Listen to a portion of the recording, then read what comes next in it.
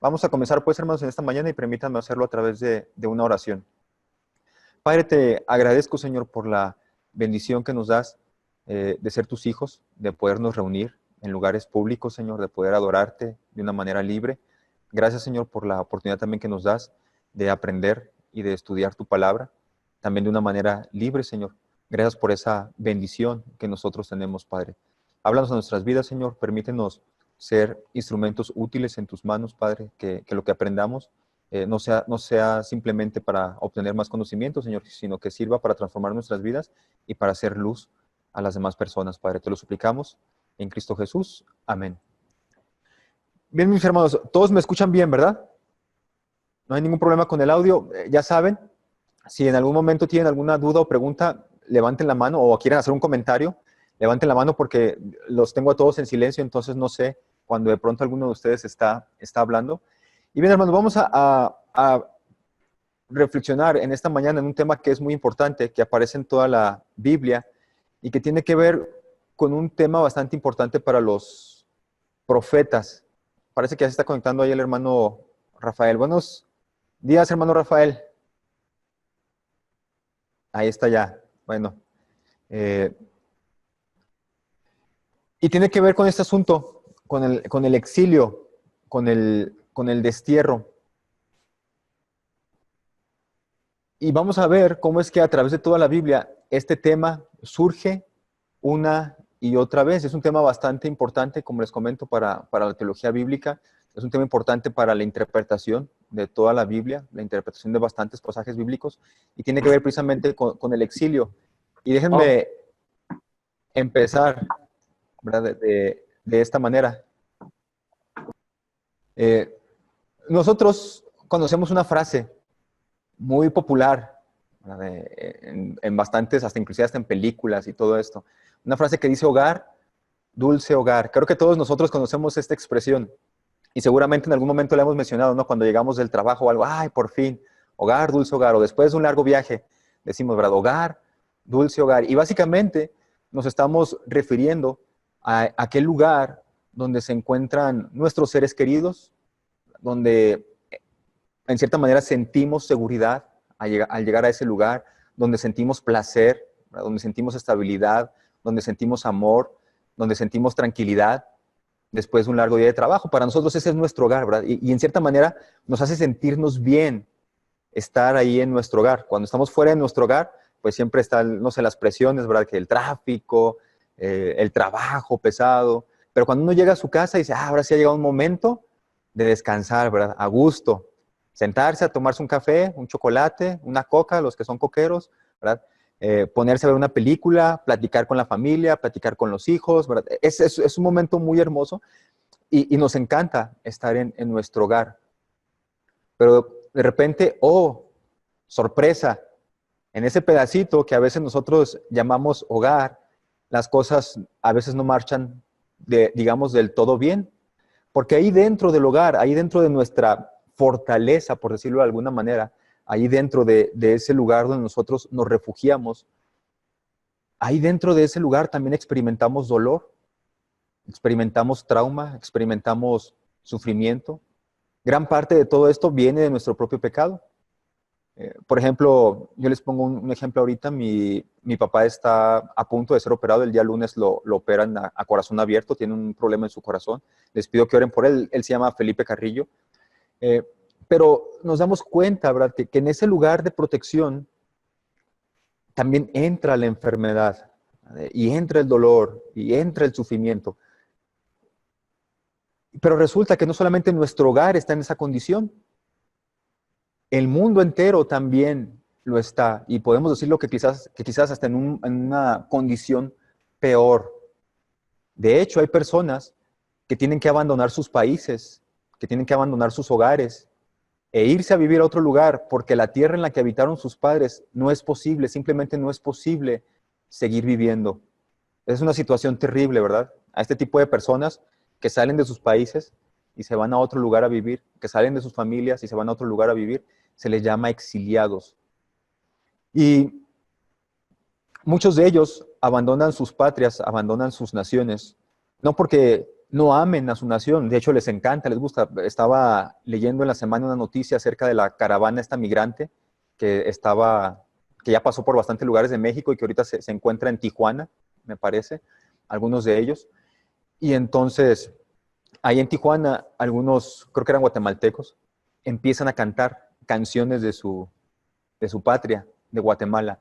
Ellos están extrañando a su país, están abandonando su país, no porque quieran hacerlo, ¿verdad? Lo están haciendo porque están buscando una mejor calidad de vida para su familia. Es algo legítimo, ¿verdad? Tienen hijos que mantener, tienen familias que sostener, y entonces tienen que dejar sus lugares de origen porque simplemente ahí no hay trabajo o simplemente se está viviendo una situación de ingobernabilidad, ¿verdad? No hay justicia, no hay buenos salarios, todo esto. Entonces ellos tienen que salir. Triste, ¿verdad? Porque finalmente ellos siguen extrañando su patria. Y de alguna manera, hermanos, todos, absolutamente todos los seres humanos somos exiliados, porque tenemos dentro de nosotros esta misma sensación y es algo que Dios ha puesto en nosotros. Sabemos que hay algo que está mal. Todos anhelamos un día cuando realmente podamos descansar, un día cuando realmente podamos tener paz, un día cuando realmente podamos tener esa tranquilidad que tanto anhelamos, ¿verdad? Un día en el que realmente, digamos, ya llegué a mi hogar, ¿verdad? Aquí ya no va a haber gritos, no va a haber pleitos, no va a haber enfermedades, no va a haber más tristezas, no va a haber más dolor, ¿verdad? Todos nosotros, de alguna manera, Dios ha puesto esto dentro del corazón del ser humano para que sepa que está separado de Dios y que fuera de Dios no va a encontrar esa paz que tanto está anhelando el ser humano. ¿Sí me estoy explicando con todo esto, no? Es algo que Dios ya ha puesto en nosotros para que nos demos cuenta que fuera de Dios nosotros no podemos tener paz en ningún momento. En la Biblia, esta condición o esta situación se presenta o se representa a través del exilio. Y en la Biblia el exilio representa la condición humana. Separados de Dios, los seres humanos han edificado sociedades y toda clase de comodidades para vivir en paz y tranquilidad. Pero los resultados, tristemente, nos hemos dado todos cuenta, no son satisfactorios. Y de hecho, el exilio más importante que aparece en la Biblia es el del pueblo del sur, el reino del sur, el reino de Judá, cuando es exiliado a Babilonia, cuando el pueblo babilonio viene y se lleva a todos ellos cautivos a Babilonia, los dispersa entre todo el imperio. Y es un evento traumático para los judíos, este exilio. Es un momento en que los confrontó a ellos con su fe, un momento bastante difícil, en el que algunos comenzaron a dudar de la palabra de Dios, otros fortalecieron su fe, ¿verdad?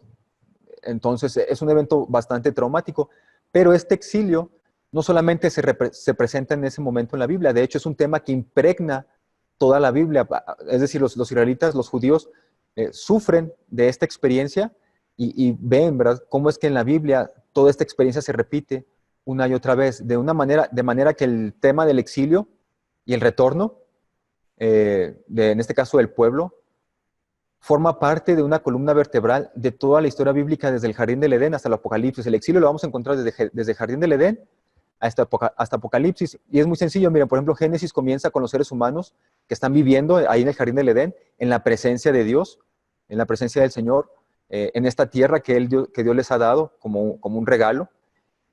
Y el libro de Apocalipsis termina con los seres humanos que han sido redimidos, que están viviendo nuevamente en la presencia de Dios, en una tierra completamente renovada. ¿Sí? Entonces, Génesis comienza así, con los seres humanos viviendo en un jardín, en la presencia de Dios, y Apocalipsis termina así, con los seres humanos que han sido renovados, viviendo nuevamente en la presencia de Dios. Entonces, si nada más leyéramos Génesis y Apocalipsis, tendríamos que pensar, bueno, algo pasó en medio de todos esos eventos, ¿verdad? Porque es que comienza viviendo en el paraíso y terminan otra vez en una tierra renovada. Pues, ¿qué pasó con esa primera tierra? ¿Qué pasó con ese paraíso que se ha creado? Entonces, tenemos que leer los demás libros para darnos cuenta que todo lo que está en medio de Génesis y Apocalipsis es el desarrollo del pueblo de Dios, que está entrando y saliendo de la tierra de Dios y se va a repetir en una serie de ciclos, y es lo que quiero que veamos en este día. El primer ciclo, hermanos, lo vamos a encontrar ahí desde Adán hasta la Torre de Babel, así lo titulo yo. El primer ciclo desde Adán hasta la Torre de Babel. Y es muy sencilla la historia. Muchos de ustedes conocen varias de estas historias porque son estudiosos de la Biblia. Todos ustedes seguramente ya han leído sus Biblias varias veces. Entonces, todas esas historias bíblicas que les contamos inclusive a los niños en la escuela dominical, ustedes las tienen frescas en su mente, ¿verdad? Al principio, Dios comienza creando un hermoso jardín, un jardín paraíso, un jardín lleno de vegetación, donde la vida florece y las criaturas pueden vivir en paz unas con otras, ¿verdad? Hay de toda clase de animales, pero no hay muerte, no existe la muerte. El ser humano está viviendo ahí en una completa relación con Dios, ¿verdad? Él hace a los seres humanos, que significa, es el significado de la palabra Adán, seres humanos. Él hace a los seres humanos a su imagen y les otorga una tierra. Les da Dios a ellos una tierra, el jardín del Edén y todo lo que hay en él. Y Dios les dice, ¿verdad? Gobiernen esta tierra, reinen sobre ella. Entonces, de alguna manera, Dios está pidiéndole al ser humano que represente el gobierno de Dios aquí en la tierra. Así como Dios gobierna, Él quería que el ser humano gobernara ahora en la tierra. Así como Dios gobierna en todo el universo, el ser humano tenía que gobernar ahora en la tierra. Génesis 1:28a dice, luego Dios los bendijo con las siguientes palabras: sean fructíferos y multiplíquense, llenen la tierra y gobiernen sobre ella.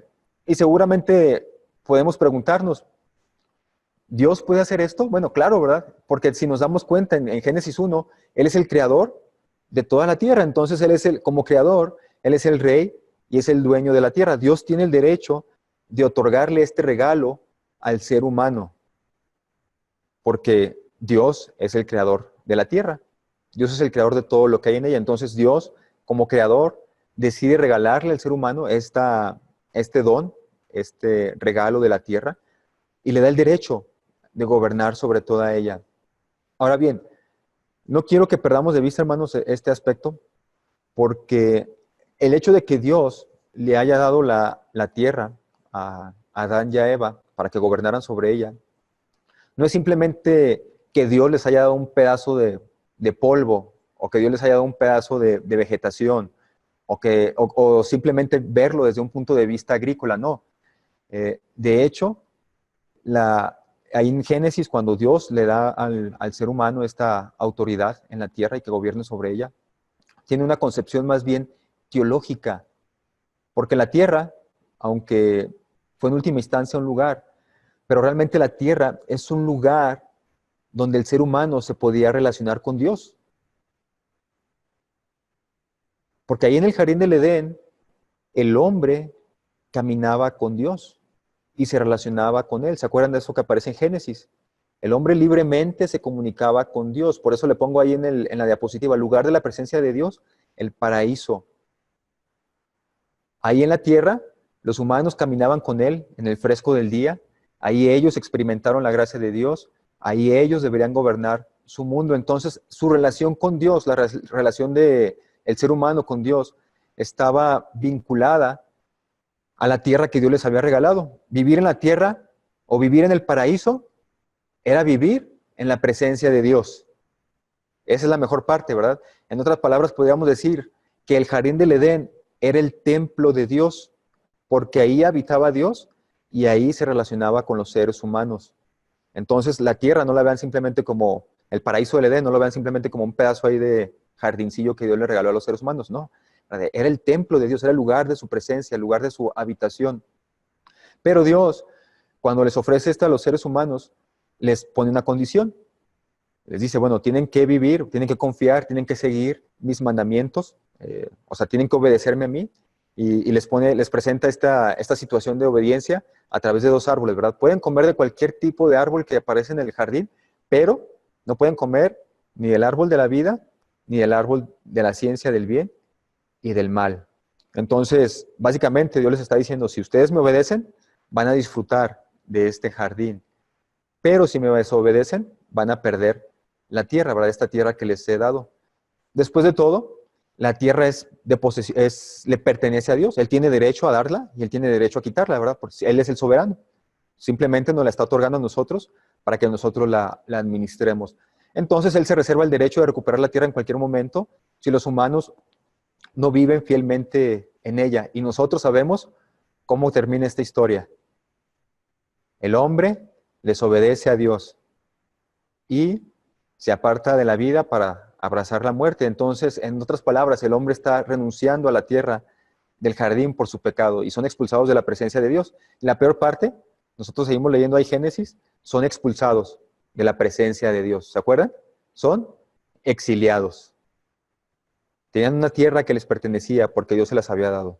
No obedecen a Dios, Dios los expulsa del jardín del Edén.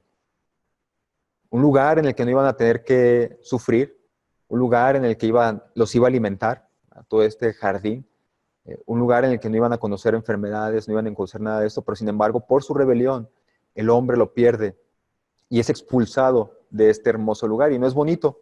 De hecho, si seguimos leyendo Génesis, a partir del capítulo 4 hasta el capítulo 11, nos vamos a dar cuenta cómo es que la humanidad continuamente comienza a ser más y más y más perversa, ¿sí? De manera que Dios llega a un momento en el que se cansa de la humanidad y quiere acabar con todos ellos, pero encuentra ahí un hombre a Noé, a través de quien permite que la humanidad vuelva otra vez a resurgir.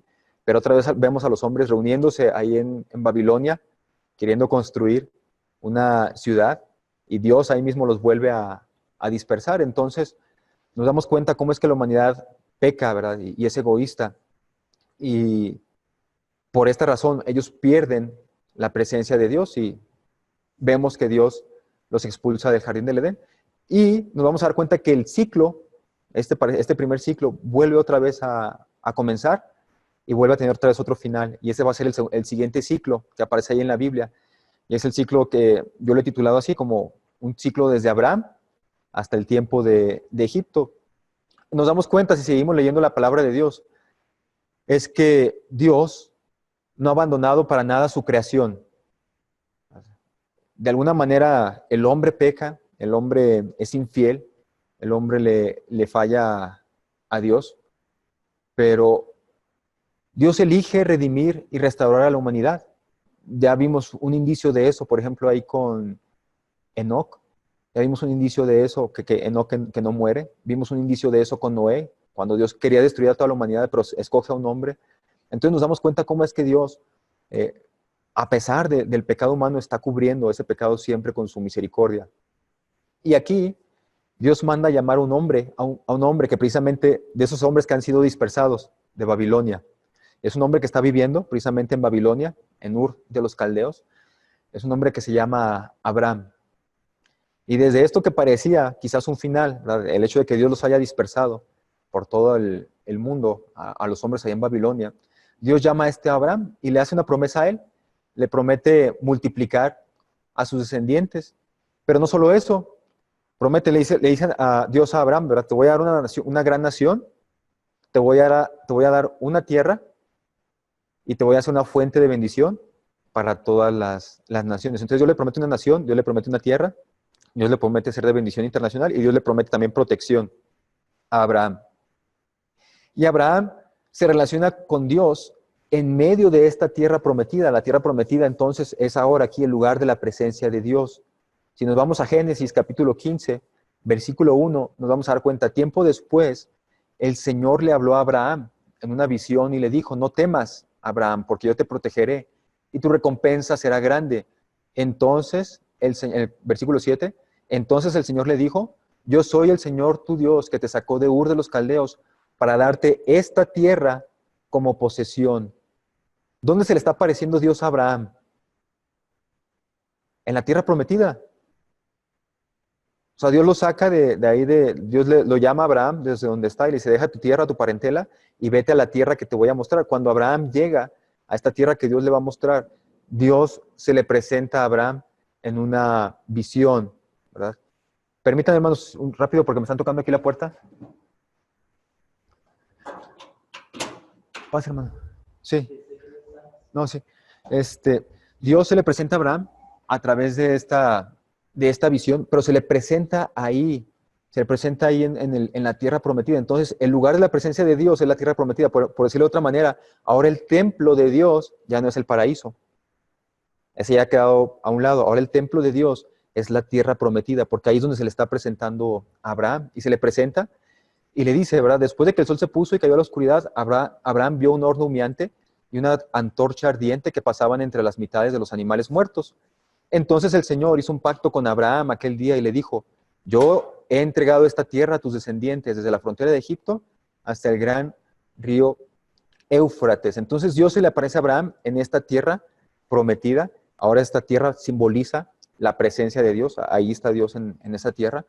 El punto es que la tierra, a través de cada etapa de la historia de Israel, se convierte en algo muy importante para los israelitas.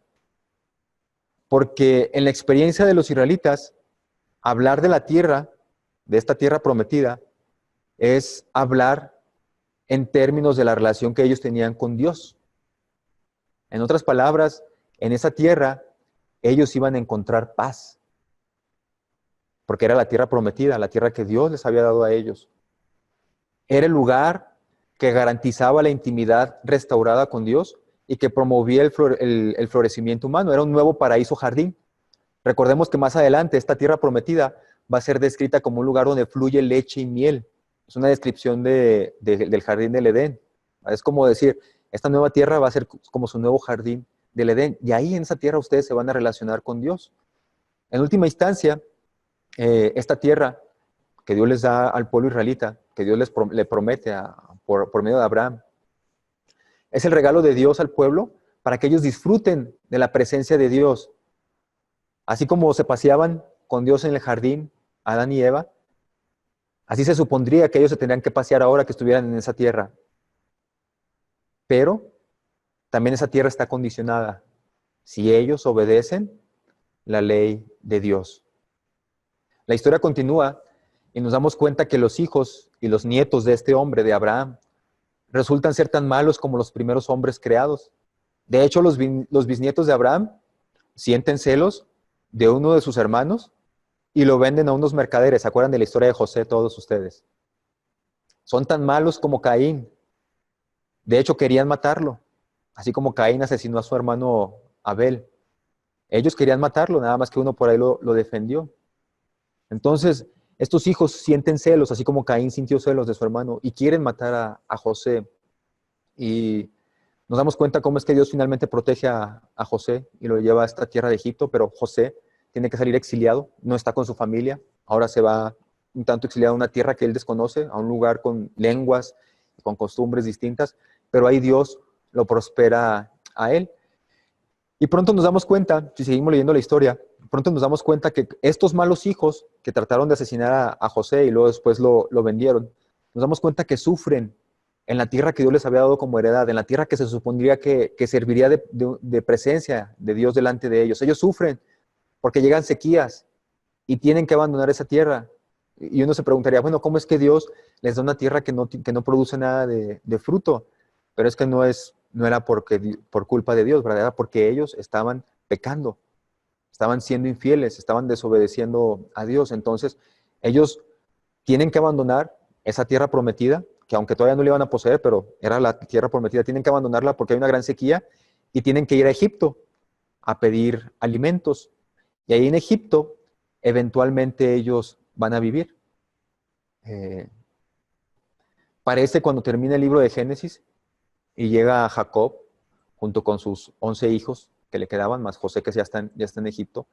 Parece que cuando acaba Génesis, el pueblo o esta familia llega a una tierra buena, es la tierra de Egipto, y el faraón le da de las mejores tierras, les da de las tierras de Gosén, para que ellos vivan ahí.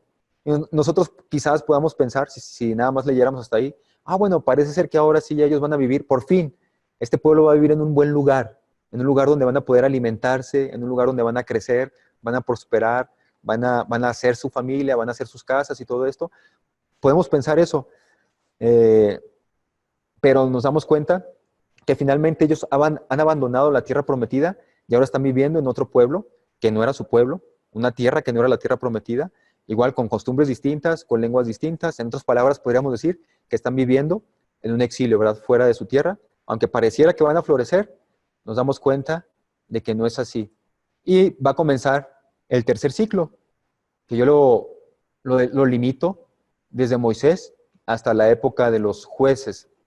Y aquí comienza el libro de Éxodo, relatando cómo esta pequeña familia que ingresó a Egipto y que es una gran esta pequeña familia que llega a Egipto, se hace una gran población, ¿verdad? Son demasiados ya, son tan grandes que inclusive el gobernante de esa tierra dice, bueno, los hebreos se están reproduciendo muy rápido y en algún momento cuando los enemigos quieran pelear contra nosotros, no vaya a ser que se les unan a ellos y que peleen contra nosotros. Entonces vamos a matar a todos sus niños varones para que no sigan multiplicándose y trama todo esto Faraón, ¿verdad? Entonces nos damos cuenta que esta población, este pueblo, comienza a ser oprimido por el gobernante de Egipto, por Faraón.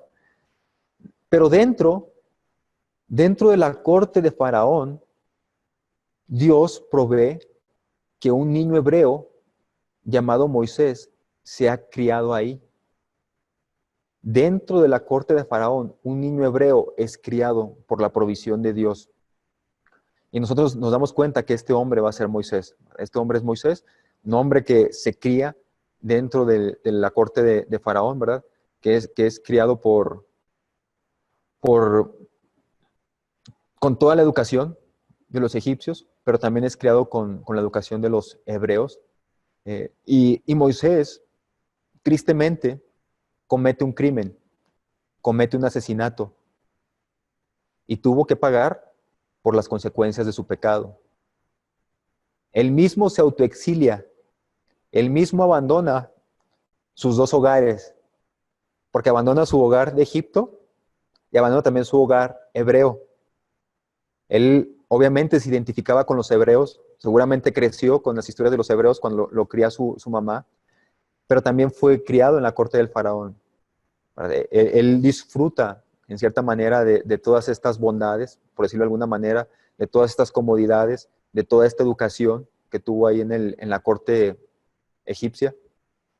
Pero por el crimen que él comete, él tiene que salir y abandona su hogar, ¿verdad? Abandona su hogar israelita, abandona su hogar egipcio y va y se recluye allá en el desierto, ¿verdad? Donde él mismo está autoexiliado.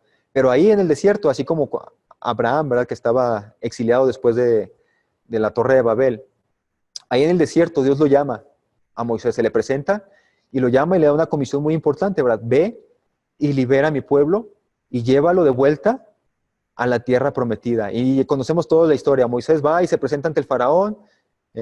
Faraón pregunta que quién dice que los va a dejar salir. Y entonces, perdón, ¿quién es este Dios? ¿Quién es Yahvé? Y Moisés dice, bueno, pues ¿quieres saber quién es Yahvé? Y ahí vienen las plagas y todo el asunto del Mar Rojo. Y finalmente Moisés libera al pueblo de Dios ahí de Egipto obviamente por la obra de Dios, por la manifestación de Dios a través de todas estas plagas y milagros. Y Moisés finalmente puede liberar al pueblo israelita. Y nos damos cuenta que en cierta manera los israelitas ya habían hecho ahí en Egipto casas, ya habían hecho familias, se habían adoptado a las costumbres de los egipcios, ya comían como los egipcios, ¿verdad? Que inclusive cuando van marchando en el destierro, de las cosas que más le reclamaban a Moisés era, mejor nos hubieras dejado en Egipto, ¿verdad? Allá teníamos que comer, allá estaban nuestras casas, allá teníamos carne, era su casa ya, o sea, ya se había hecho en cierta manera su hogar.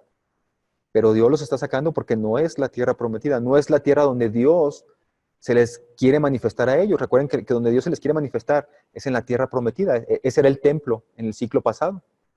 Y entonces, en este ciclo, Dios se le presenta a Moisés ahí en el Sinaí. Y ahí en el Sinaí le da instrucciones muy específicas de cómo Dios se iba a manifestar ahora dentro del pueblo, ¿verdad? Y le ordena a Moisés que construya este tabernáculo, le ordena que construya esta arca del pacto, y todo esto simbolizaba la presencia de Dios. De hecho, era la presencia de Dios en el pueblo de Israel. El arca y el tabernáculo, ¿verdad? Esa era la presencia de Dios. Y nos damos cuenta, ahí en Números, cómo es que el pueblo de Dios es un pueblo rebelde. Es un pueblo constantemente rebelde contra Dios, ¿verdad? De manera que uno pensaría, bueno, pues este pueblo parece ser que no se merece la tierra prometida, pero Dios es fiel a sus promesas. Y él ya le había dicho a Abraham, ¿verdad? Tus hijos van a estar allá oprimidos por 400 años, pero luego yo los voy a sacar y los voy a traer a esta tierra que te prometí. Entonces, Dios es fiel a su palabra, Dios es fiel a sus promesas. Y en Números vemos esa fidelidad de Dios, cómo a pesar de que el pueblo es rebelde una y otra vez, Dios los va protegiendo en el camino. Y precisamente los va protegiendo y ellos van marchando con esta arca y con ese tabernáculo que va al frente de ellos. ¿Se acuerdan de la historia de Números, no? Lo primero que va, o lo que va adelante es el arca del pacto, y después va el tabernáculo y van las tribus y todo lo demás. Entonces, Dios se le presenta a través de esta arca del pacto y Dios cumple su promesa, los lleva hasta la tierra prometida, a pesar de que ellos no se lo merecen, pero Dios ha hecho una promesa y la va a cumplir. Y nos vamos a dar cuenta que el sucesor de Moisés, que es Josué, porque Moisés no puede entrar a la tierra prometida, pero Josué sí. Josué va a ser el encargado de conquistar y repartir esta tierra prometida. Y podemos ver en el libro que lleva el nombre de Josué, que lleva su propio nombre, que así lo intentó. Josué finalmente lleva al pueblo a esta tierra prometida. Y cuando acabamos de leer Josué, quizás también podamos pensar lo mismo que ya hemos pensado anteriormente, ¿verdad? Ahora sí, por fin, el pueblo va a vivir en paz. Ahora sí, por fin, ya están en la tierra prometida. Ya la conquistaron, ¿verdad? Sacaron a varias naciones de ahí. Ahora sí, por fin, ya van a vivir en paz. Pero tristemente, nos vamos a dar cuenta que el pueblo se corrompió, que no mataron o que dejaron ahí a otros dioses. Los israelitas empiezan a casar con mujeres extranjeras y comienzan a adorar a otros dioses. Así que no obedecían la ley de Dios. Entonces Dios y ellos comienzan un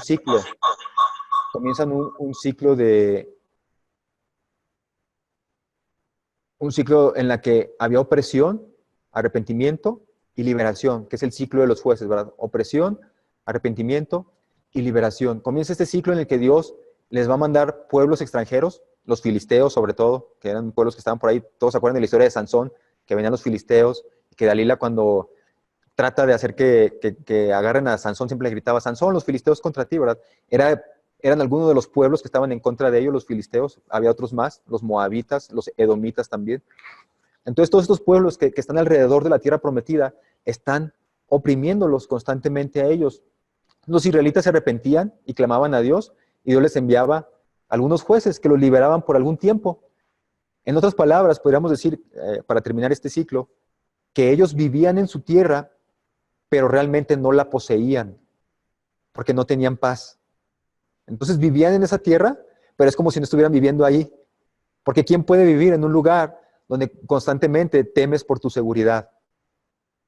Donde constantemente temes, ¿verdad?, que te vaya a pasar algo. No es un hogar eso, ¿verdad? En un lugar donde tú no sientes seguridad, no es un hogar. No puedes vivir ahí. Tienes que sacar a tu familia de ese lugar. Y entonces, tristemente nos damos cuenta que este ciclo que ha venido así, vuelve otra vez, ¿verdad? Los israelitas ya tienen la tierra, pero no tienen la paz que ellos tanto anhelan, no tienen la tranquilidad que ellos han buscado por tanto tiempo. Y vamos a ver el otro ciclo, el ciclo número 4, desde David, ahora sí hasta el exilio de Babilonia. Es el ciclo número 4. Y bien, el libro de Jueces termina con una verdad, con una aseveración bastante importante. El libro de Jueces termina sus últimos versículos diciendo: no había rey en Israel y cada quien hacía lo que mejor le parecía. Y entonces todos nosotros pensamos: entonces, en cuanto ellos tengan un rey, ahora sí van a tener paz. Ahorita no tienen paz porque son jueces, no hay rey. Porque Jueces repite mucho esa parte, ¿verdad? Ese versículo, ¿verdad? No había rey en Israel y cada quien hacía lo que bien le parecía. Entonces todos nos empezamos a imaginar que probablemente un rey humano va a ser va a ser capaz de llevar precisamente la paz a esa tierra. Y nos emocionamos y empieza la historia, precisamente la historia de Samuel. Y inicia Samuel de una manera un tanto catastrófica. Porque debido a su pecado, los israelitas pierden el arca del pacto. Y nosotros nos podemos preguntar: caray, ¿cómo pudieron perder el arca del pacto? El arca del pacto era el símbolo de la presencia de Dios. Pero bueno, por el pecado de los israelitas, finalmente Dios permite que el arca sea robada, aunque finalmente regresa.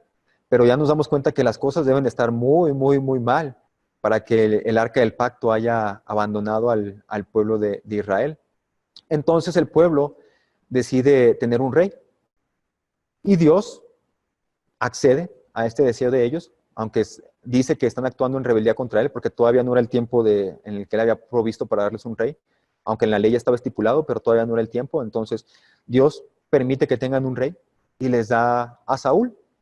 Pero este rey Saúl resulta ser como los israelitas, un rey pecador, un rey que en un principio podría parecer que empezó a llevar a los israelitas en unas batallas, en algunas victorias militares, pero luego nos damos cuenta cómo es que Saúl rápidamente empieza a desconfiar de Dios, empieza a desconfiar de la manera en la que Dios actúa, empieza a ofrecer sacrificios en vez de esperar al profeta Samuel, hace juramentos tontos, va y consulta a divinos, y entonces nos damos cuenta cómo es que la condición de Saúl está pues bastante, es una condición bastante deplorable.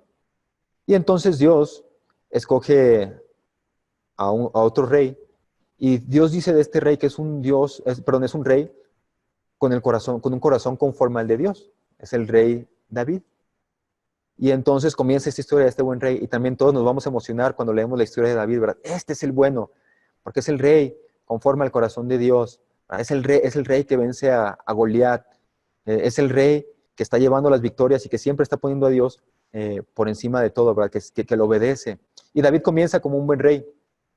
Bajo el reinado de David, finalmente, por fin, ahora sí Israel va a poseer toda la tierra prometida, porque con los jueces, con Josué, no alcanzaron a poseer toda la tierra, pero con David sí. De hecho, no solamente poseen, no solamente conquistan toda la tierra prometida, sino que conquistan un poco más. Hay naciones alrededor, como los edomitas, los moabitas, a quien David también conquista y a quien les empieza a cobrar impuestos, les empieza a cobrar tributo. Entonces, digamos que David logra que todas las naciones vecinas, las naciones que están alrededor de Israel, sean súbditos de Israel. Y entonces podemos decir, bueno, va a haber paz, va a haber tranquilidad. Y David tiene un hijo llamado Salomón. Este va a ser el próximo rey de Israel. Bajo su reinado, bajo el reinado de Salomón, finalmente se alcanza la paz que ellos tanto deseaban. De hecho, Salomón, en alguna de sus conversaciones con Dios, le dice, bueno, me has dado esta patria, ¿verdad?, en la que ya hay paz, puedo tener paz. En el tiempo de mi papá, en el tiempo de David, no hubo, porque él fue un hombre de guerra, entonces era un hombre que siempre estaba luchando porque estaba conquistando toda la tierra prometida. Pero básicamente cuando David le entrega el reino a Salomón, toda la tierra está conquistada. Lo único que tiene que estar haciendo Salomón es alianzas políticas o diplomáticas.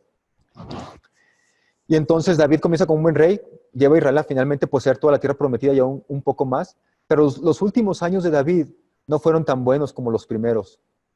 Y dentro de su familia comienzan a haber conflictos por el poder. Nos damos cuenta de eso cuando estamos entrando ya a primero de Reyes, ¿verdad? Que los últimos años de David no fueron tan buenos como los primeros. Este rey que prometía mucho, este rey que parecía que iba a ser finalmente el rey que los llevara a la paz que ellos tanto anhelaban, no lo logró hacer, ¿verdad? Y de hecho ni siquiera tuvo, finalmente, en sus últimos días, ni siquiera David tuvo paz dentro de su casa, ¿verdad? Sus hijos estaban peleando por el poder, uno de sus hijos se acuesta con las concubinas de su padre, otro de sus hijos va y asesina a otros, ¿verdad? Entonces, es un conflicto, es una familia que está en problemas, ¿verdad? Es una familia disfuncional, por decirlo de alguna otra manera. De hecho, David en su propio cuerpo está batallando, ¿verdad? Porque dice la palabra de Dios que ni siquiera se podía calentar a sí mismo y tuvieron que conseguirle una mujer, ¿verdad?, que viniera y estuviera con él para que le pasara calor corporal y él pudiera estar calientito. Entonces, los últimos días de David no son tan buenos como los primeros, pero aún así nos esperanzamos un poco en Salomón, porque este hijo de Salomón es un rey sabio, es un rey que le pide a Dios sabiduría y que le pide a Dios un corazón para poder gobernar a su pueblo. Y decimos, bueno, ahora sí con Salomón, seguramente ellos van a tener paz. Y sí, de hecho tienen paz, poseen la tierra y ahora también tienen paz. Durante este ciclo, durante este tiempo de paz, este tiempo de tranquilidad, el pueblo, a través de Salomón, o más bien Salomón a través del pueblo, construye un templo para Dios. Entonces ahora el lugar de la presencia de Dios ha pasado del jardín a la tierra, al tabernáculo, al arca, al templo de Dios. Y en ese templo de Dios en ese templo de Salomón, es donde Dios se va a presenciar o a presentar ante sus hijos. Es donde el pueblo de Israel finalmente va a tener una relación con Dios. En ese pueblo, perdón, en ese templo, es donde el pueblo israelita va a venir a ofrecer sus sacrificios para poder tener su relación con Dios. Bien, pues, durante este ciclo, se construye el templo de Dios. Dentro del templo pusieron el arca del pacto. Ahora el templo de Salomón era el símbolo de la presencia de Dios en medio de su pueblo. Pero nos damos cuenta que pronto, y mucho más pronto que su padre David, porque David falla, pero en los últimos años, muy pronto Salomón comenzó a adorar a otros dioses. Y no solamente comenzó a adorar a otros dioses, hasta les construye santuarios en la tierra prometida. Les construye santuarios dentro de la tierra prometida. Y como una consecuencia, Dios le dice a Salomón que él va a dividir el reino. Este grande reino que él tenía va a ser dividido en dos. Nosotros vamos a saber que va a ser el reino del norte y el reino del sur, pero eso va a ser por consecuencia del pecado de Salomón. Y Dios le va a decir, pero no lo voy a hacer en tu tiempo por amor a tu padre David, pero el reino va a ser dividido. Y entonces aquí nos podemos poner a pensar un poco en el concepto del regalo y propiedad divina, ¿verdad? Porque Dios tenía el derecho, así como con Adán y Eva, Dios tenía el derecho de darles a ellos la tierra, el paraíso, porque Dios lo había creado. Entonces también Dios tiene el derecho en Israel de entregarles la tierra como una expresión de su compromiso de pacto con ellos. Tiene derecho a dárselo, pero también tiene derecho a quitárselo, porque la tierra le pertenece a Dios. Entonces Salomón peca, no obedece la ley de Dios, y Dios dice, por consecuencia de eso, la tierra va a ser dividida en dos, ¿verdad? Tu reino va a ser dividido en dos, tus descendientes van a poseer solamente dos tribus, la tribu de Judá y la tribu de Benjamín. Pero vemos a través de todo esto que Dios lo hace por amor. O sea, Dios cuando otorga, Dios cuando elige, Dios cuando regala, lo hace por amor, aunque los seres humanos no se lo merezcan. Entonces, Él había escogido este pueblo, Él había escogido a estos hombres, a David, a Abraham, a Moisés, y Dios les había dado a todos ellos todas estas capacidades para guiar a su pueblo, y se los da por amor, ¿verdad? No porque ninguno de ellos se lo mereciera, simplemente se los dio. Pero estos regalos, siempre, el regalo de la tierra, el regalo del paraíso, siempre fue acompañado de una responsabilidad moral, una responsabilidad ética. Israel puede habitar en la tierra, pero realmente quien posee la tierra, a quien le pertenece, es a Dios. Entonces Israel es un mayordomo, así como Adán y Eva lo fueron del jardín del Edén. Israel es un mayordomo de la tierra de Dios. Por eso Dios les va a poner ahí muchas leyes, ¿verdad? Que tenían que ser buenos con los extranjeros, que tenían que dejar parte de su cosecha para que los pobres vinieran y la recogieran. Todo este tipo de situaciones tienen que ver con que tenían que trabajar bien la tierra y que tenían que ser buenos con los pueblos que estaban alrededor de con ellos o con los extranjeros que vinieran a vivir dentro de esta tierra. Y de eso, de cómo trataran a los extranjeros, de cómo se trataran entre ellos, era una característica de cómo estaba su relación con Dios. Si ellos estaban bien con Dios, iban a tratar bien a los extranjeros, iban a tratar bien a los pobres, iban a hacer justicia. Pero si ellos trataban mal a su prójimo, no, ellos no podían decir que estaban bien con Dios. Aunque dentro de su contexto ellos decían, sí, pues yo me puedo portar como yo quiero y finalmente voy y ofrezco un sacrificio a Dios el día sábado y ya, se acaba todo, ¿verdad? No hay ningún problema. Pero no, ¿verdad? Realmente Dios les dice a ellos que la manera en la que ellos traten a su prójimo, en la que ellos traten a su familia, en la que ellos traten, en la manera en la que ellos traten la tierra, ese es un símbolo, como un termómetro de cómo está su relación con Dios. Entonces todo lo que hacen en la tierra, desde establecer territorios, hasta podar árboles, hasta construir árboles, hasta plantar árboles, sembrar, cosechar, todo esto es una oportunidad para servir y obedecer al Señor. Pero ¿qué pasaría si ellos no obedecían? Bueno, ya Dios desde antes los había dicho, ¿verdad? Si ustedes desobedecen mi pacto en Deuteronomio, si ustedes desobedecen mi ley, yo los enviaré lejos a otras naciones, los dispersaré entre el mundo. En otras palabras, automáticamente ellos renunciaban a la tierra, renunciaban a ese derecho de poseer la tierra porque habían desobedecido la ley de Dios. De hecho, en Levítico 25:23, Dios les dice, la tierra es mía y ustedes viven en ella como extranjeros y extraños. Entonces esto significa que Dios podía retirar su protección y permitir que Israel se vuelva como extranjeros si rompían el pacto de Dios. Y aquí es cuando va a entrar precisamente en este momento, hermanos, la función de los profetas. Porque los profetas no van a dejar que Israel se olvide de ese pacto. Ellos están constantemente, de hecho la mayoría de los profetas están constantemente llamándolos a ellos al arrepentimiento y diciéndoles que las consecuencias del exilio es por su pecado, que están pagando las consecuencias de su pecado, básicamente lo que les están diciendo los profetas. Entonces los profetas están luchando una y otra vez para que ellos regresen, ¿verdad? Regresen a Dios, se arrepientan de su pecado, pero nos damos cuenta tristemente que aunque hubo los profetas en el norte, desde Elías, Eliseo, luego después Amós, Oseas, y luego los profetas en el sur, y están ellos llamándoles constantemente al arrepentimiento, aunque lo hicieron, resultó en vano la tarea de estos profetas, porque Israel finalmente rechaza a Dios y en lugar de adorar a Dios, elige ser como las naciones paganas y como sus dioses. Dejaron de ser la luz para las naciones, dejaron de ser esa bendición que Dios quería que fueran para las naciones. De hecho, ahora ya son como las naciones. Entonces solamente hay una manera de cómo resolver esto, y es el exilio. Es básicamente el exilio que Dios prometió desde hace tiempo atrás si ellos fueran infieles o si ellos incumplían el pacto. Entonces, en cumplimiento a las maldiciones que Moisés predijo ahí en Deuteronomio capítulo 28, el pueblo de Dios es enviado al exilio. Finalmente van a saborear las consecuencias inevitables de siglos de desobediencia. ¿Se acuerdan que su desobediencia comienza, pues básicamente desde Génesis? Bueno, pero dejémoslo desde Abraham hasta ahí, porque ahí comienza el pueblo hebreo. Pero su desobediencia comienza desde esa época. Siglos y siglos de desobediencia. Entonces el exilio, el destierro, era una consecuencia inevitable de todo esto.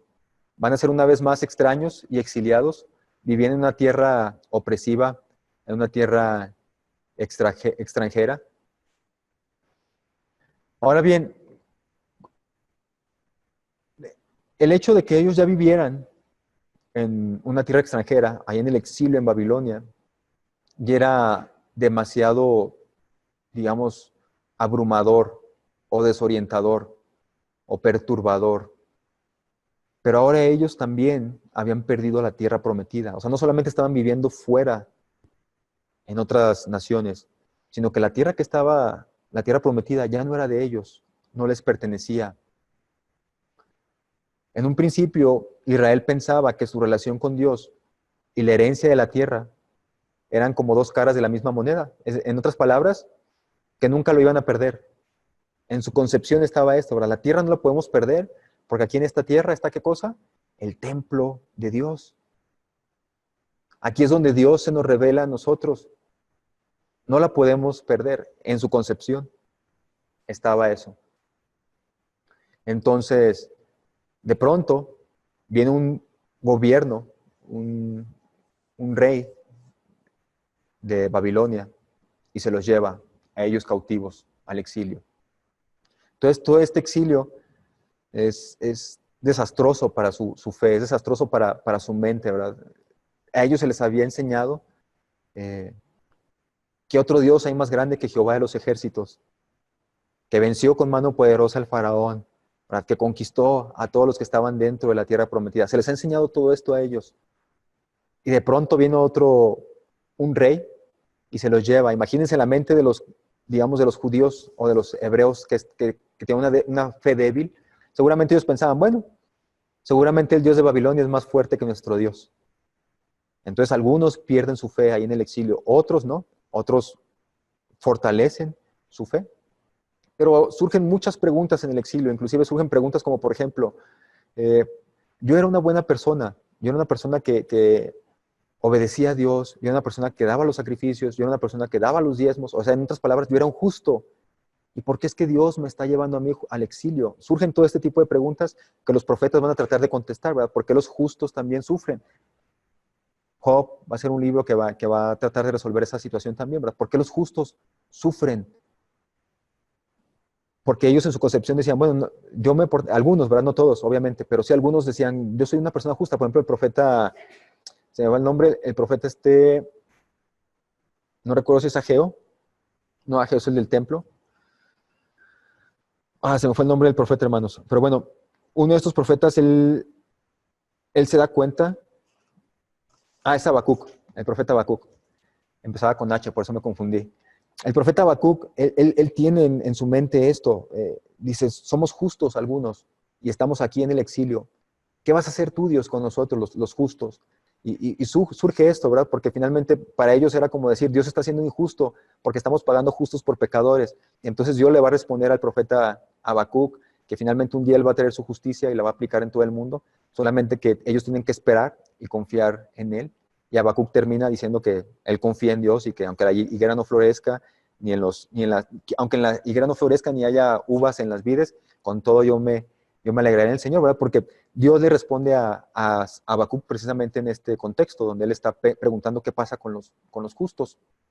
Entonces, el pueblo israelita, el pueblo judío, nunca pensó que podía ser desheredado, pero ahora Jerusalén está en ruinas, así que ellos tienen que empezar a reconsiderar su relación de pacto y empiezan a hacer preguntas difíciles, ¿verdad? ¿Qué pasa con la identidad ahora? ¿Dónde está Dios? ¿Cómo encaja la tierra ahora en su estado actual como exiliados? Y surgen todos los profetas para dar respuesta a esto. Confirman los profetas que la pérdida de la tierra fue una fractura horrible en su relación de el pueblo judío con Dios, pero no fue el final, porque todos los profetas siempre van a traer, aunque sea un pedacito de esperanza.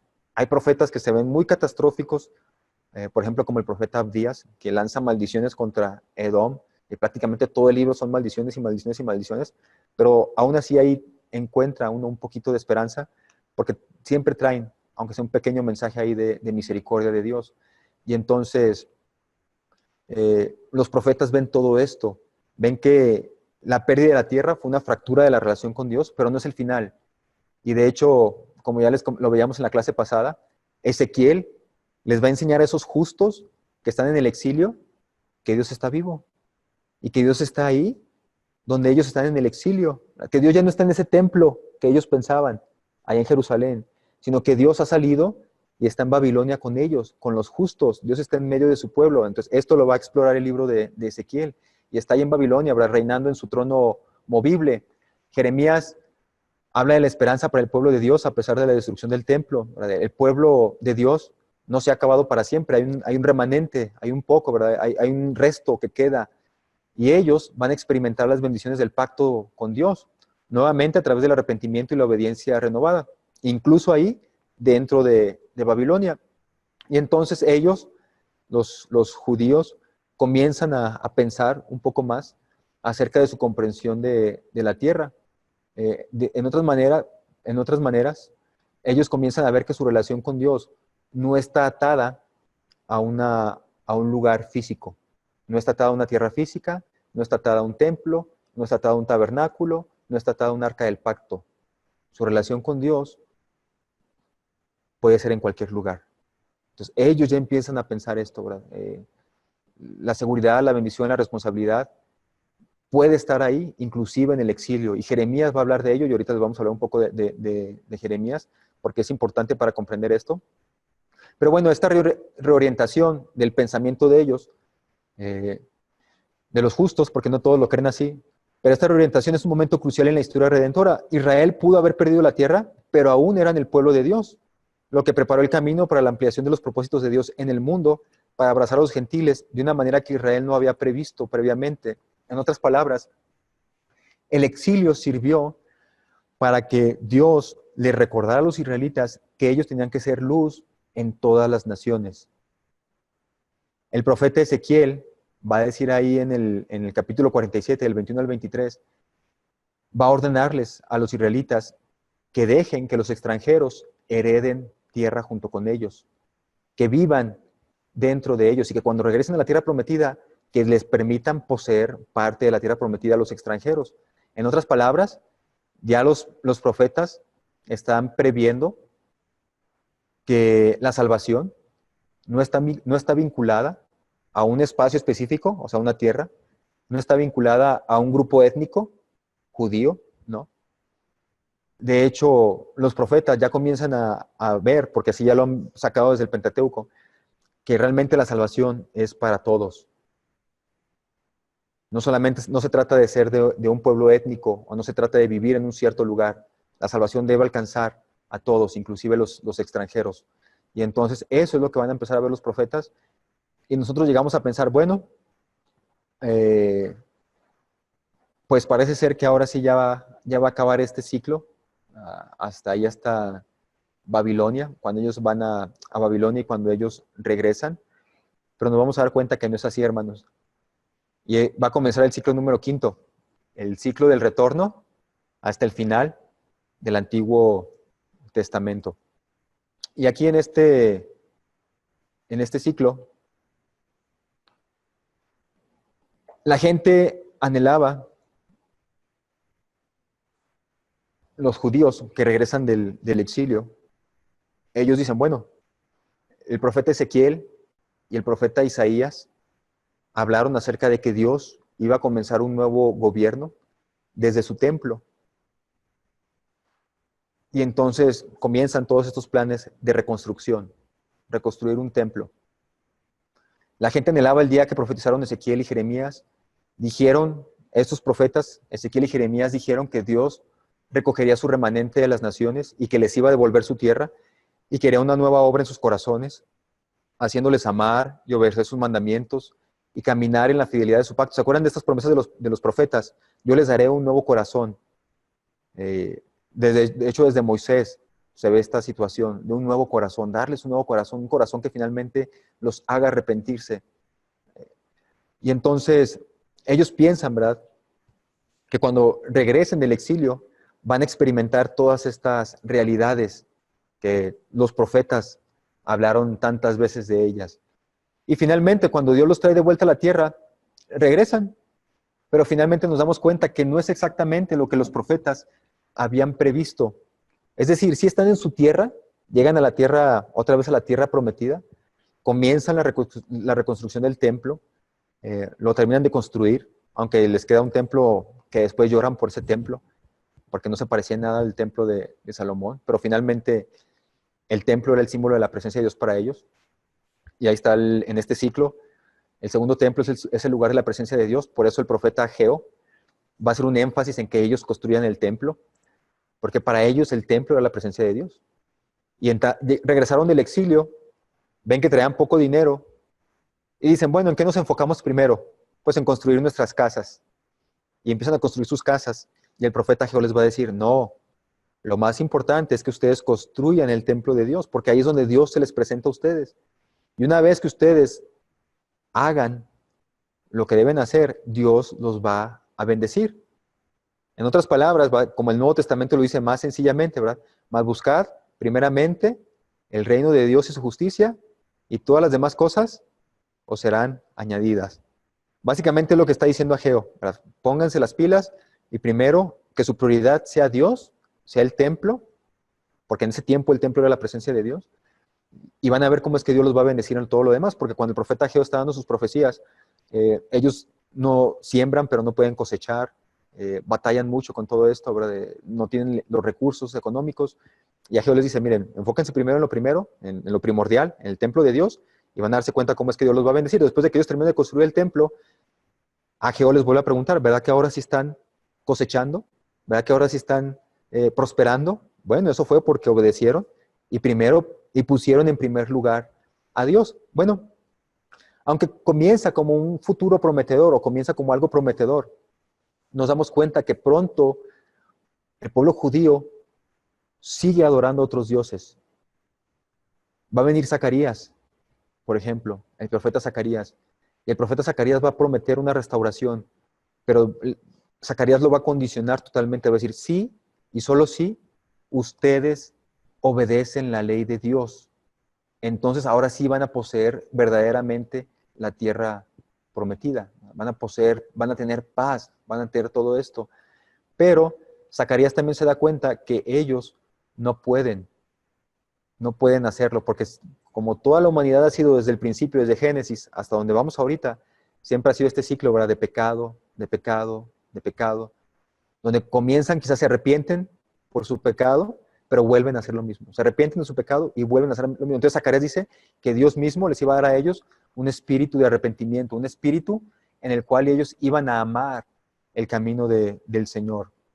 Pero entonces nos damos cuenta, hermanos, que al final del Antiguo Testamento, ellos están viviendo en la tierra prometida, pero al igual que con la época de los jueces, al igual que con la época de Josué, están viviendo ahí, pero no es su hogar, no es su casa. Después del imperio babilónico, llega el imperio medo-persa, que es el que los permite que ellos regresen. Después del imperio medo-persa, llega el imperio griego, que los somete a los judíos. Después del imperio griego, va a llegar el imperio romano. Y nos vamos a dar cuenta que en la época de Jesús, el gobierno, el imperio, el reino que está gobernando, es el reino de Roma. Es el emperador romano. La tierra no les pertenece a los judíos. Están viviendo ahí, pero no es su casa, no es su hogar.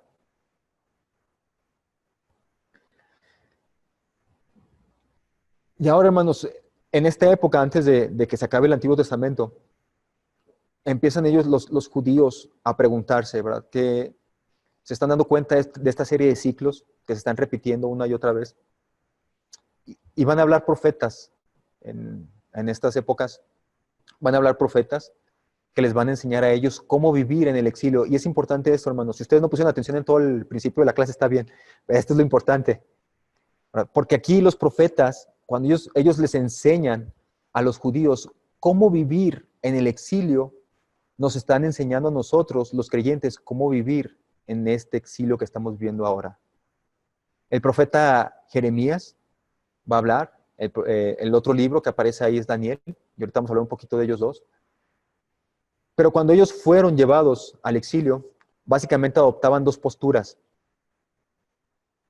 Por un lado, había algunos rebeldes que estaban en contra del imperio que los estaba gobernando. O sea, eran, ¿cómo decir cuál? Se me fue la palabra, pero eran rebeldes. Estaban peleando, ¿verdad? Estaban haciendo sus revueltas con deseos de independencia, patriotismo, todo este tipo de situaciones.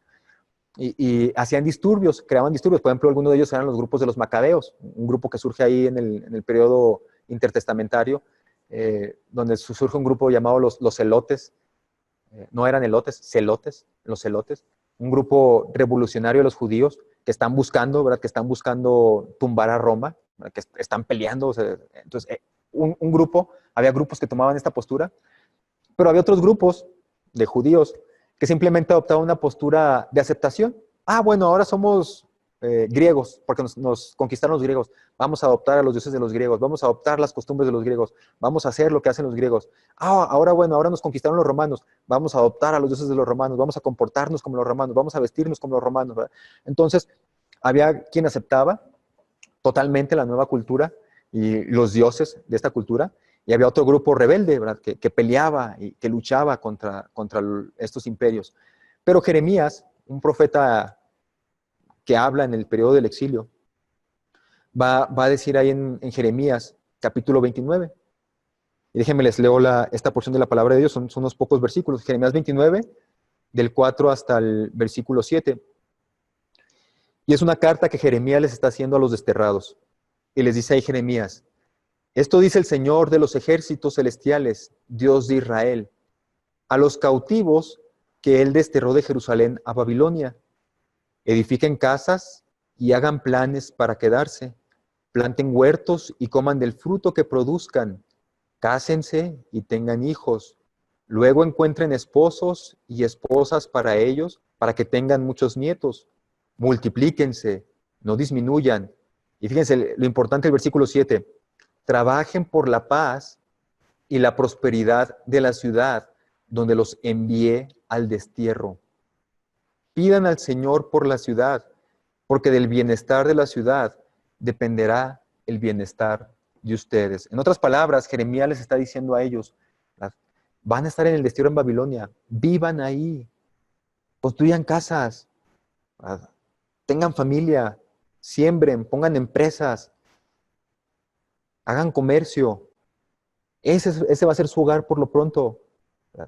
Y muy importante, le dice, pidan a Dios, ¿verdad? Pidan a Dios por el bienestar de la ciudad, porque el bienestar de la ciudad depende del bienestar de ustedes. En otras palabras, Jeremías le está diciendo a ellos, ustedes son el pueblo elegido de Dios. Así que donde están ustedes, ahí está Dios. Ya lo habíamos visto en Ezequiel eso. Donde están ustedes, ahí está Dios. Trabajen, trabajen por la prosperidad de ese lugar en el que están. Vivan ahí, tengan familia, cásense, tengan hijos, tengan empresas, planten huertos, todo esto lo va a decir Ezequiel. Vivan ahí, ¿verdad? Procuren el bienestar del lugar en el que están viviendo. Bienestar material, bienestar económico, bienestar espiritual. Y Jeremías va a decir eso en su capítulo 29 de su libro. Luego va a estar el libro de Daniel.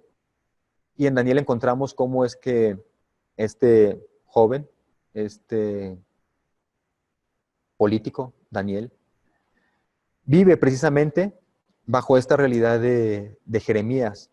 Porque Daniel vive en Babilonia y él es un funcionario en la corte del rey. O sea, era un judío, pero era un judío que estaba viviendo en la corte del rey. En otras palabras, era un político, Daniel. Estaba en la política, en la diplomacia. Y ahí estaban también sus amigos, que nos conocemos muchos de ellos, ¿verdad? Sadrach, Mesach y Abednego por sus nombres babilónicos, pero pocos nos conocemos sus nombres hebreos. Y ahí están sus amigos y está Daniel y están sirviendo en la corte del rey. Están haciendo lo que dice Jeremías. O sea, tengan ahí, ejerzan su profesión, hagan lo que tienen que hacer, pero tienen que pintar una raya cuando haya momentos en los que su fe sea puesta a prueba.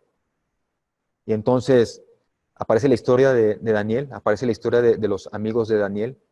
Ellos en algún momento son invitados o son obligados a adorar a imágenes, a adorar a otros ídolos. Son invitados a rendirles culto a estos dioses extranjeros babilónicos. Y los amigos de Daniel y Daniel se niegan, ponen su raya. En otras palabras, si trabajan por la prosperidad del imperio, Daniel mismo trabaja por la prosperidad del imperio, pues viene y le relata hasta las visiones que ven los reyes, Nabucodonosor y todos ellos, y les dice lo que va a venir. Está trabajando en la prosperidad de ellos, pero cuando tiene que poner su raya de no adorar a los dioses extranjeros, lo ponen. Y entonces los profetas nos van a enseñar, ¿verdad?, a cómo vivir en el exilio, ¿verdad? Por un lado, tenemos que vivir y trabajar por la prosperidad del país, de la ciudad en la que estamos viviendo, pero siempre tenemos que poner nuestra raya y decir, bueno, cuando se estén aprobando leyes que están en contra de la ley de Dios, cuando se estén promoviendo iniciativas que no son de acuerdo a la ley de Dios, simplemente los cristianos no podemos aceptarlas. Nos negamos completamente a ese tipo de iniciativas, nos negamos a hacer eso, pero voy a estar pagando mis impuestos, claro, soy un ciudadano. Hermano Rafael, ¿quiere hablar? Sí, como en los tiempos ahorita que estamos pasando con la ideología, ¿no? Que están queriendo imponer una ideología en las escuelas de nuestros niños y cambiar su pensamiento y su forma de vivir, ¿no? Ahorita están atentando contra lo que nosotros creemos. De hecho, en los libros de secundaria dicen que nuestra fe viene a ser mitos, ¿sí? Okay. Y están invadiendo cosas que no son y tenemos que mostrarnos ante la sociedad como la luz, ¿verdad? Mostrando que nuestros principios y nuestros valores no son nuestros, sino que Dios nos los da y que son algo Superior, digno, sobre que todo. sí, es algo digno por qué nosotros luchar, ¿no? Y Sí. cuando digo luchar es, o sea, no quedarnos callados, ¿no? Ajá.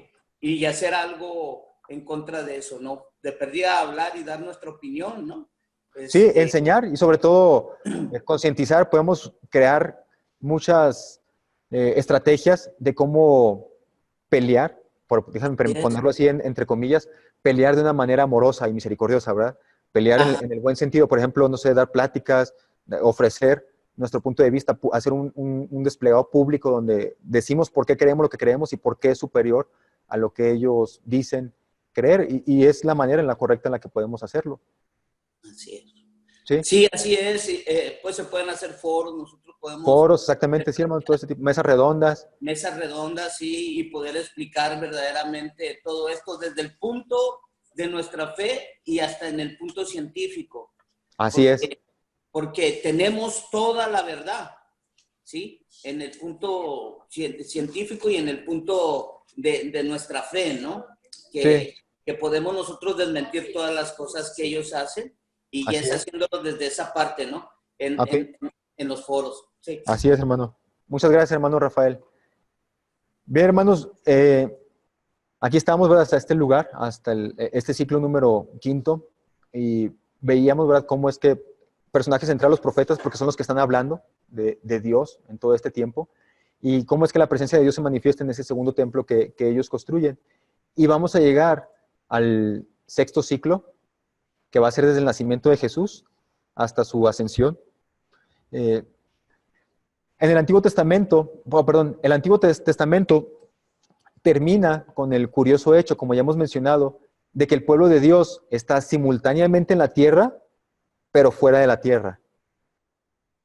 Sí, ¿verdad? Está dentro, pero fuera, porque sí está en su tierra, pero no le pertenece. Son los romanos los que gobiernan en la época. Las generaciones pasan en este estado incómodo hasta que finalmente llega el descendiente de Abraham y aparece en las páginas del Nuevo Testamento. Y nosotros sabemos que Él es Jesús, el Mesías prometido. Y ahora en este ciclo, el lugar de la presencia de Dios, y aquí también quiero abarcar un poco, en este ciclo el lugar de la presencia de Dios es Emmanuel, es Jesús, es Dios mismo que ha venido a traer su presencia entre nosotros. Ya no es un templo, ¿verdad? El templo de Salomón, ya no es el templo de Herodes, no es el arca del pacto, no es un tabernáculo, no es un pedazo de tierra como la tierra prometida, no, ¿verdad? La presencia de Dios está entre nosotros en Emmanuel. Y va a decir la palabra de Dios ahí en Juan 1:14, ¿verdad? Y el verbo se hizo carne y habitó entre nosotros. Y la correcta interpretación la traducción más correcta de esa palabra de habitar, ahí en Juan 1:14, debería ser, hizo su tabernáculo entre nosotros, tabernaculizó junto con nosotros, ¿verdad? O sea, Emmanuel, Dios, vino a establecer su tabernáculo entre los hombres.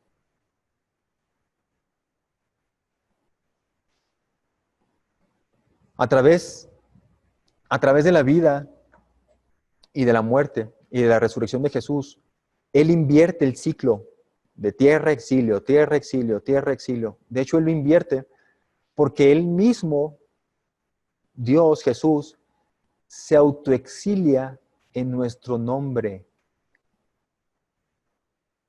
dejando su trono de gloria, vino a habitar entre los hombres. En otras palabras, Él está autoexiliándose, ¿verdad? Está dejando el hogar de su Padre, está dejando su trono de gloria, está autoexiliándose y viene a morar entre nosotros.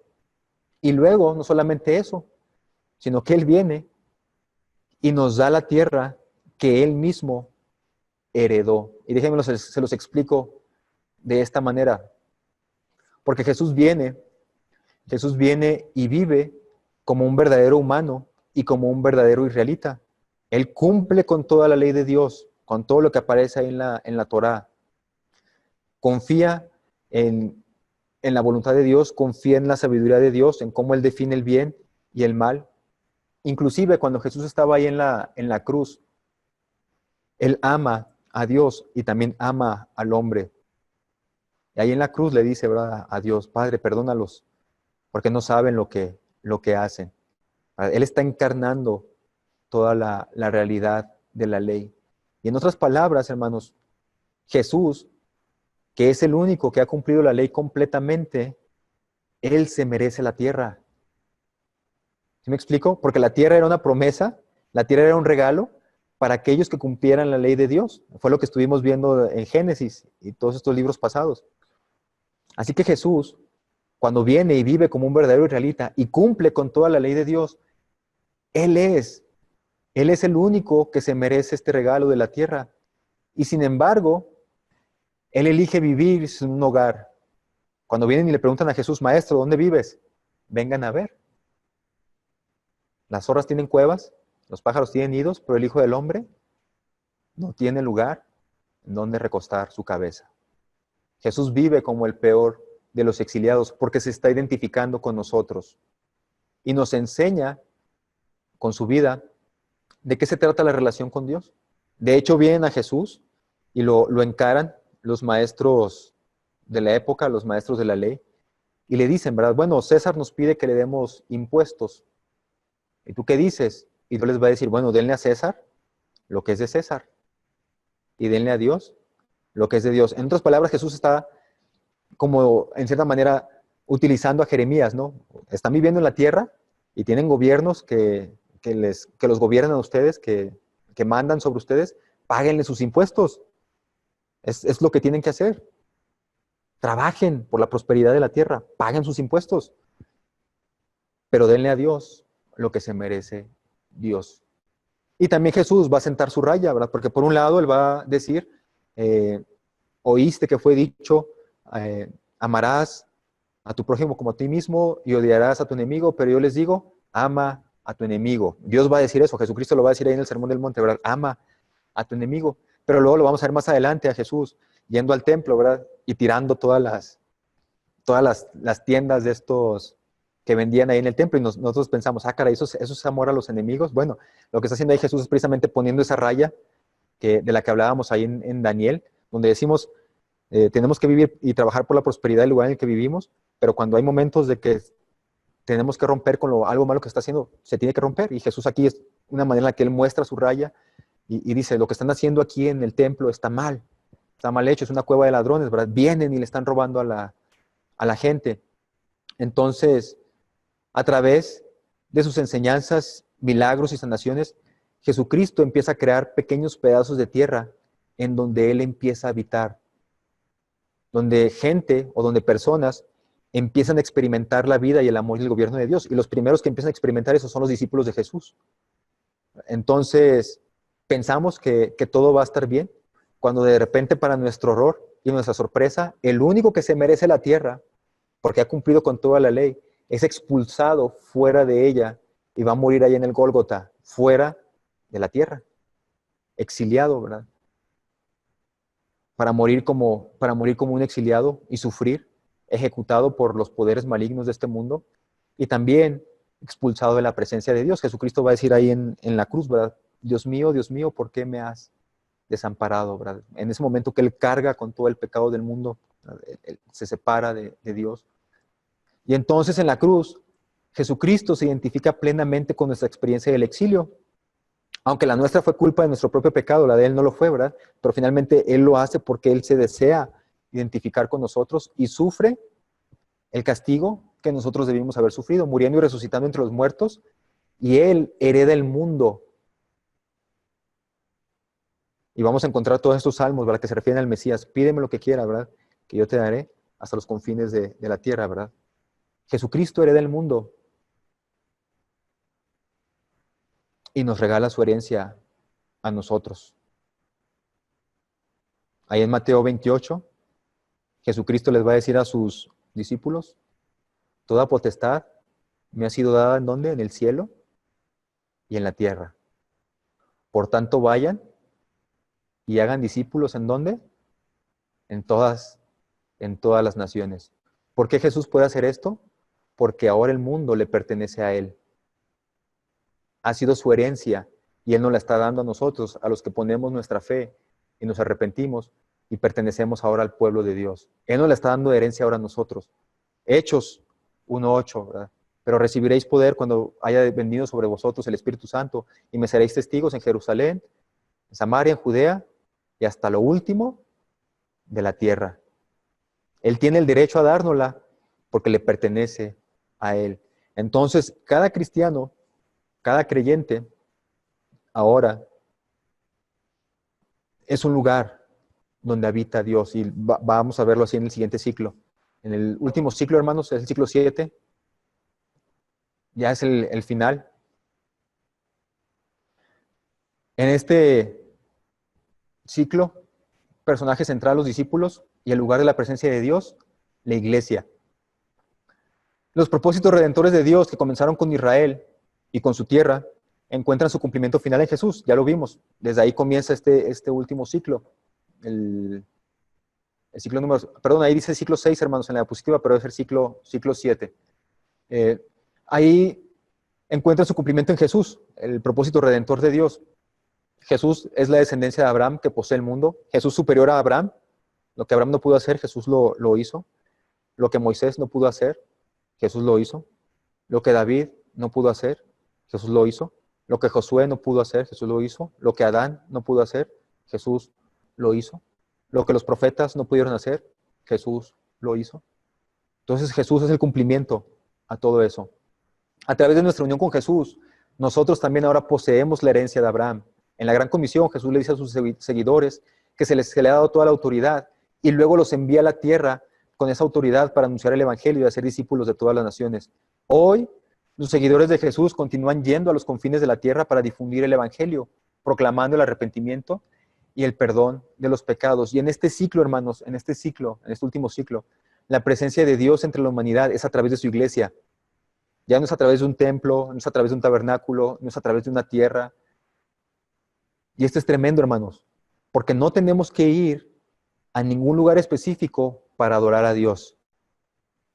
No tenemos que ir a ningún lugar específico. Dios habita en nosotros a través de su Santo Espíritu. Pablo va a decir eso. Pablo va a decir que somos el templo, nuestros cuerpos son el templo del Espíritu Santo. El Espíritu Santo es Dios. Ahora nosotros somos el templo de Dios. Donde nosotros los cristianos nos movemos, ahí está la presencia de Dios.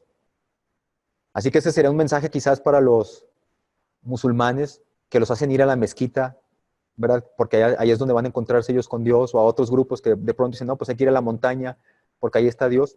No. Según la revelación del Nuevo Testamento, el lugar de la presencia de Dios ahora es su iglesia. Ningún edificio, ningún terreno, ningún pueblo étnico, no. La iglesia es el lugar de la presencia de Dios. Los creyentes, los que tienen al Espíritu Santo morando en él. Y los creyentes vivimos actualmente en esta dualidad o tensión. Y estamos viviendo en el exilio en carne propia, ¿verdad? Porque Dios ya nos ha restaurado, nos ha dado un nuevo corazón, pero aún dentro de nosotros, como va a decir Pablo, aún dentro de nosotros gemimos por una nueva creación, gemimos por un nuevo cuerpo, porque estamos como atrapados, ¿verdad?, en esta dualidad. No somos de aquí, somos de allá, pero mientras tanto estamos viviendo aquí. Y sufrimos, ¿verdad? Sufrimos por el pecado que vemos, sufrimos por el pecado de nuestro propio cuerpo, y como Pablo en Romanos, estamos pidiendo, ¿verdad?, un momento en que seamos finalmente restaurados. Mientras que vivimos en este exilio, ¿cómo debemos de vivir?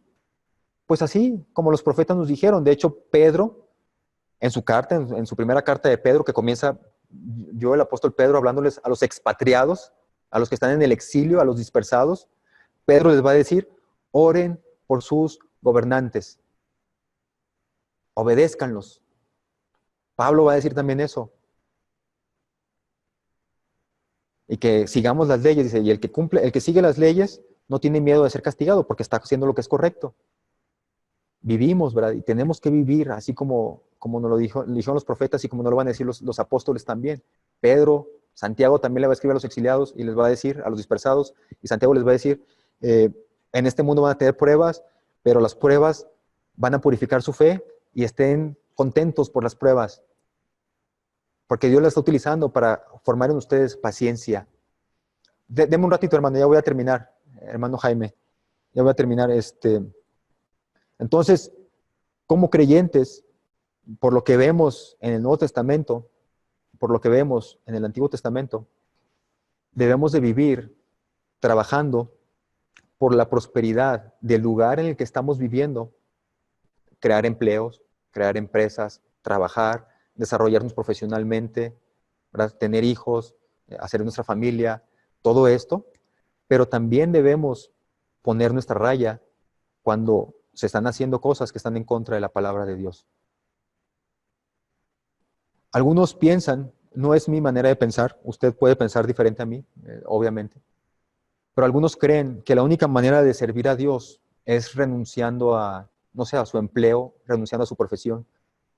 Y es la única manera en la que se sirve a Dios. Y que quien no renuncia a su empleo, quien no renuncia a su trabajo, a su profesión, realmente no le está entregando su vida a Dios. Bueno, yo no es lo que encuentro en la Biblia.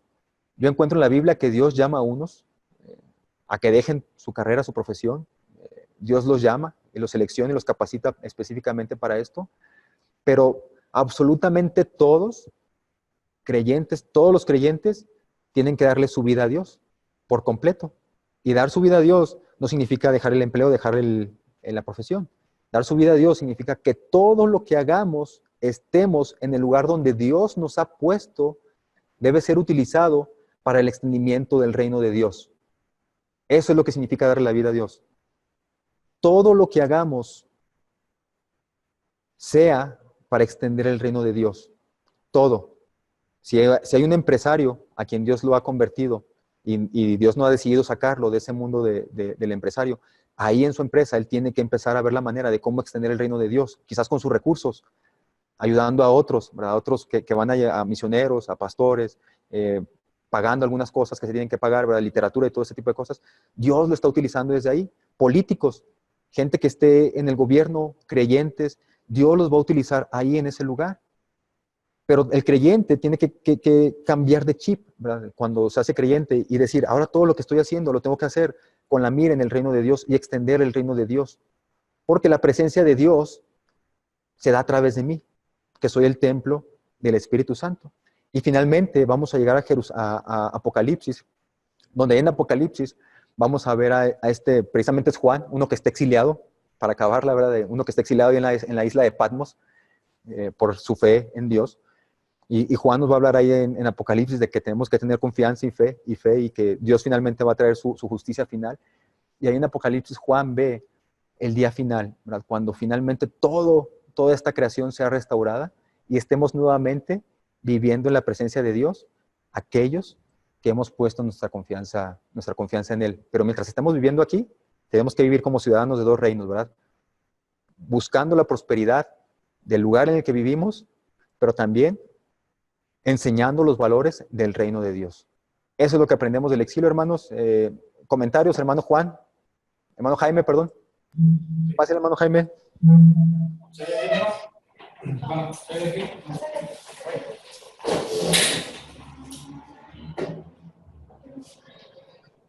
Hermano, Dios lo bendiga. Hermano, Dios le bendiga, hermano. Para que poquito descanse usted. Ha hablado mucho ahora. Sí, bastante. Tómese poquita agüita.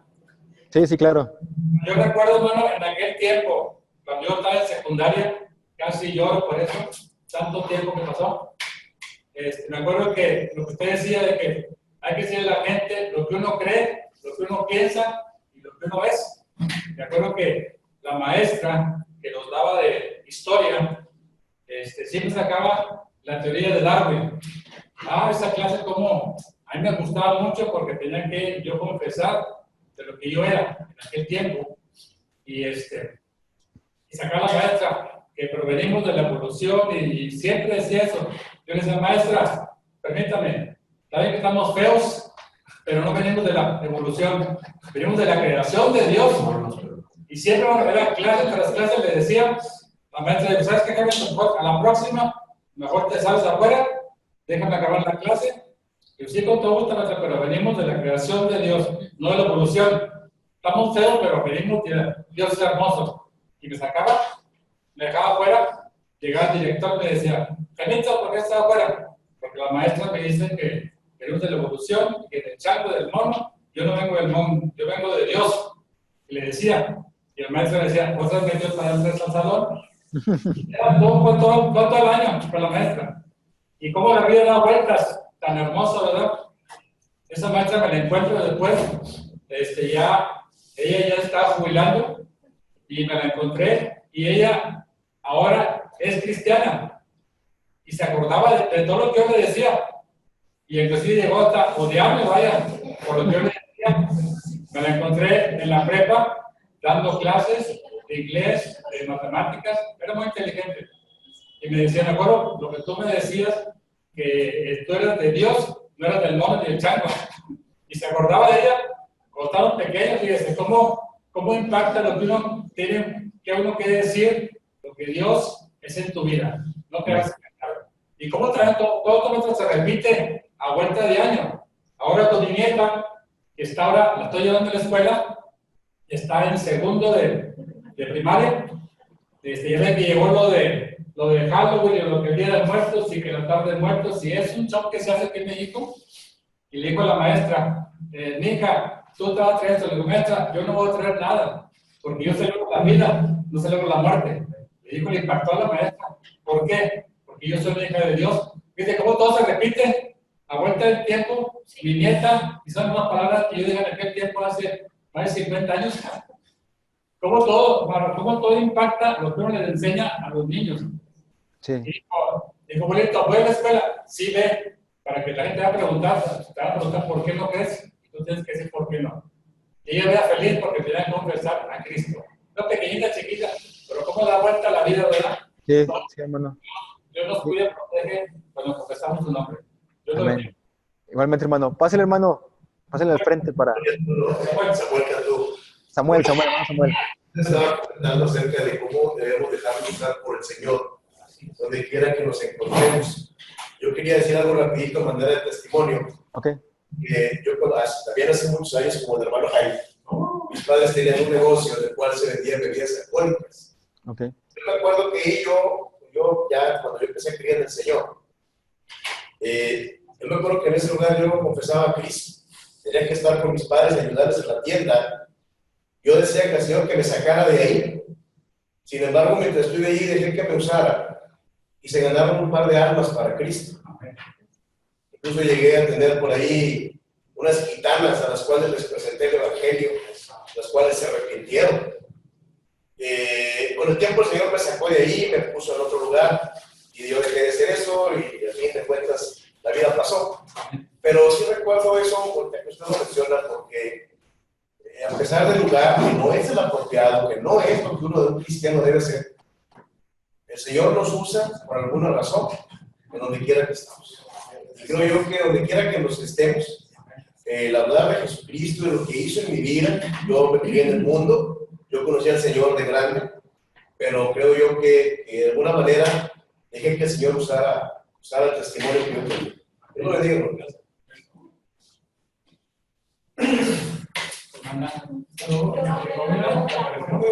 Ya, hermano, gracias, Samuel, hermano Samuel, hermana que está ahí enfrente del hermano Samuel. Hermano, una pregunta. Entonces, como cristianos, deberíamos involucrarnos en la política para tener la influencia. Sí, mire, hermana, mi posición, mi pensamiento personal, no es de todo la política. O sea, no crea usted que yo considero que todos los cristianos deben involucrarse en la política, pero sí considero que Dios ha llamado a algunos siervos, a algunos creyentes, y les ha dado la capacidad de estar en esos lugares, y nosotros tenemos que orar por ellos, porque yo no creo que todos los creyentes puedan estar en la política, porque muchos creyentes son atraídos precisamente por todo eso que está en la política, ¿verdad? Por el dinero, por todo este tipo de situaciones. Entonces, no todos pueden soportar ese tipo de tentaciones. Entonces, yo sí considero que debe haber gente en la política creyente, pero no son todos, ¿verdad? Son algunos a los que Dios ha capacitado y les da esta oportunidad de servirle desde ahí. Y si Dios los ha puesto ahí y han hecho su carrera en la política y están ahí, que desde ahí les sirvan, excelente, ¿verdad? Porque se trata de extender el reino de Dios y utilizar todos los frentes posibles. Hermano Rafael. Ok, voy a hacer dos comentarios. El primero es sobre lo que usted se refería a nuestro Señor Jesucristo cuando estuvo en el templo. Ajá. El Señor siempre hacía las cosas intencionalmente para enseñar. Sí. Hay un celo del Señor ahí, y de hecho dice que Él ya llevaba preparado el látigo con el que les iba a dar, ¿no? Lo hizo, lo tejió de tres, ¿verdad? Pero era claro que tenía que expulsar precisamente todo ese negocio fuera del templo, ¿verdad? Lo que estaban haciendo, porque estaban vendiendo incluso hasta los animales deformes, y sí, para Dios tenía que ser todo sacrificio limpio, perfecto, y puro, sí, perfecto. Y otra de las cosas que le iba a decir, todos los cristianos no debemos de ser apáticos a lo que nos está pasando en nuestras vidas. Tal vez no estemos involucrados en la política, no seamos políticos, pero no podemos ser apolíticos, porque sí, ¿no? Somos ciudadanos también. Y tenemos nosotros que defender. Yo creo que como cristianos deberemos de siempre defender nuestra postura en lo correcto, en lo recto. No podemos nosotros quedarnos callados y decir, pues es que así ya está en la Biblia y dice que cosas peores veremos, ¿verdad? No es así, porque Noé no dejó nunca de predicar en los 120 años que él estuvo haciendo la arca, ¿sí? Él estuvo ahí participando. Igual nosotros, no es conformarnos, tal vez no seamos políticos, no seamos senadores, no seamos diputados, pero siempre sí tenemos que darle a nuestra opinión a los del mundo, ¿sí? De que las cosas que se están viviendo son incorrectas, dar testimonio con nuestras vidas y involucrarnos precisamente en esta sociedad, porque a veces pensamos que como cristianos no debemos de ser parte de los demás y que se hagan como ellos quieran. No, sí. El Señor nos mandó ahí precisamente a mostrarles y a enseñarles el amor de Él y que están equivocados y que sus maneras de pensar tienen que cambiar. No porque nosotros tengamos una mente buena, sino porque Él los ama y Él quiere rescatarlos, ¿no? Entonces, ese era mi segundo comentario sobre lo que decía usted sobre la política, ¿verdad? Porque sí, a veces decimos, pues todo es política, todo es corrupción, no opinemos, dejémoslo. Y no es así, tenemos que estar ahí presentes. Nada más. Gracias, hermano Rafael. Hermana de Monterrey, no me sé su nombre. ¿Abril? Buenos días, hermano. Buenos días, hermana. No le escucho. ¿Se te hace un poco más enfrente, hermana? Por favor.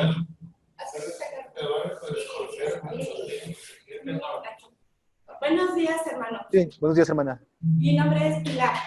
Pilar, hermana Pilar. Buenos días. Okay. Hermano, bueno, es mi primera clase.